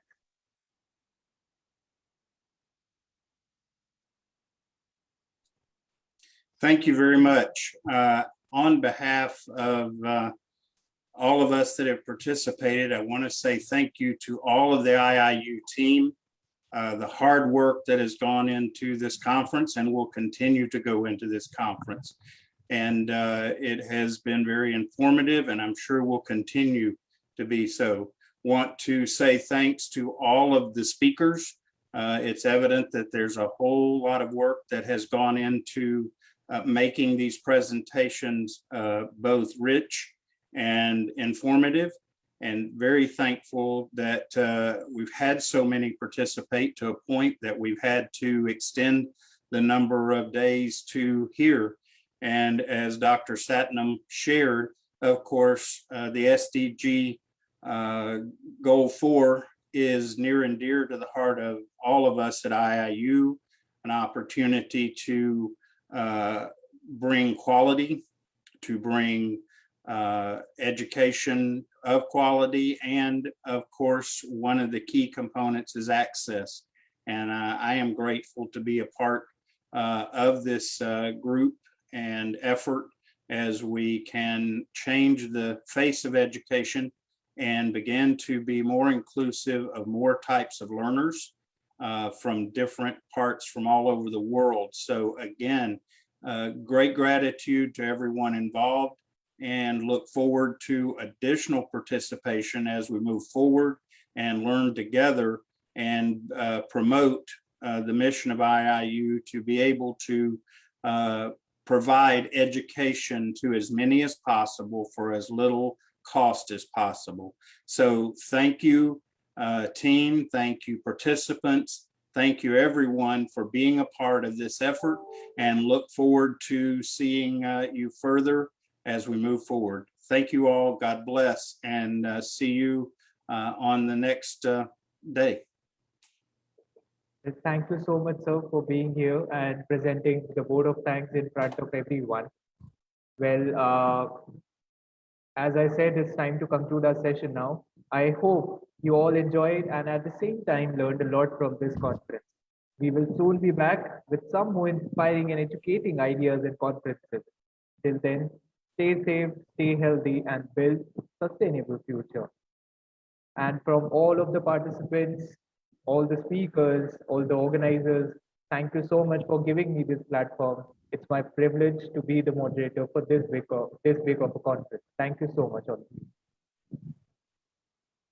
Thank you.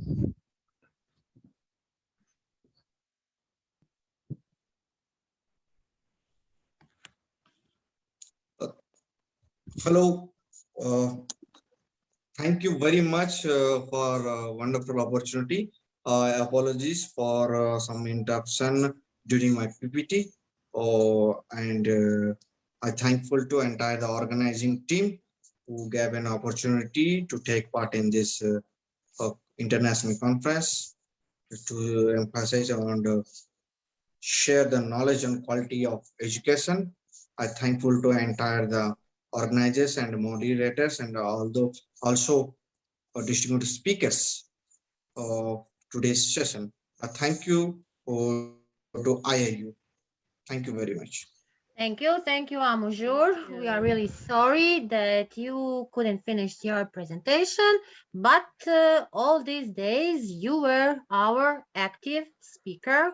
You were asking every day, and I know that tomorrow you will be here with us and also continue your interactive questions. Thank you. Sure, definitely. Yes, thank you. Thank you all for participating today and see you tomorrow at Gender Equality. Thank you. Thank you, everyone. Thank you very much. Bye. Bye.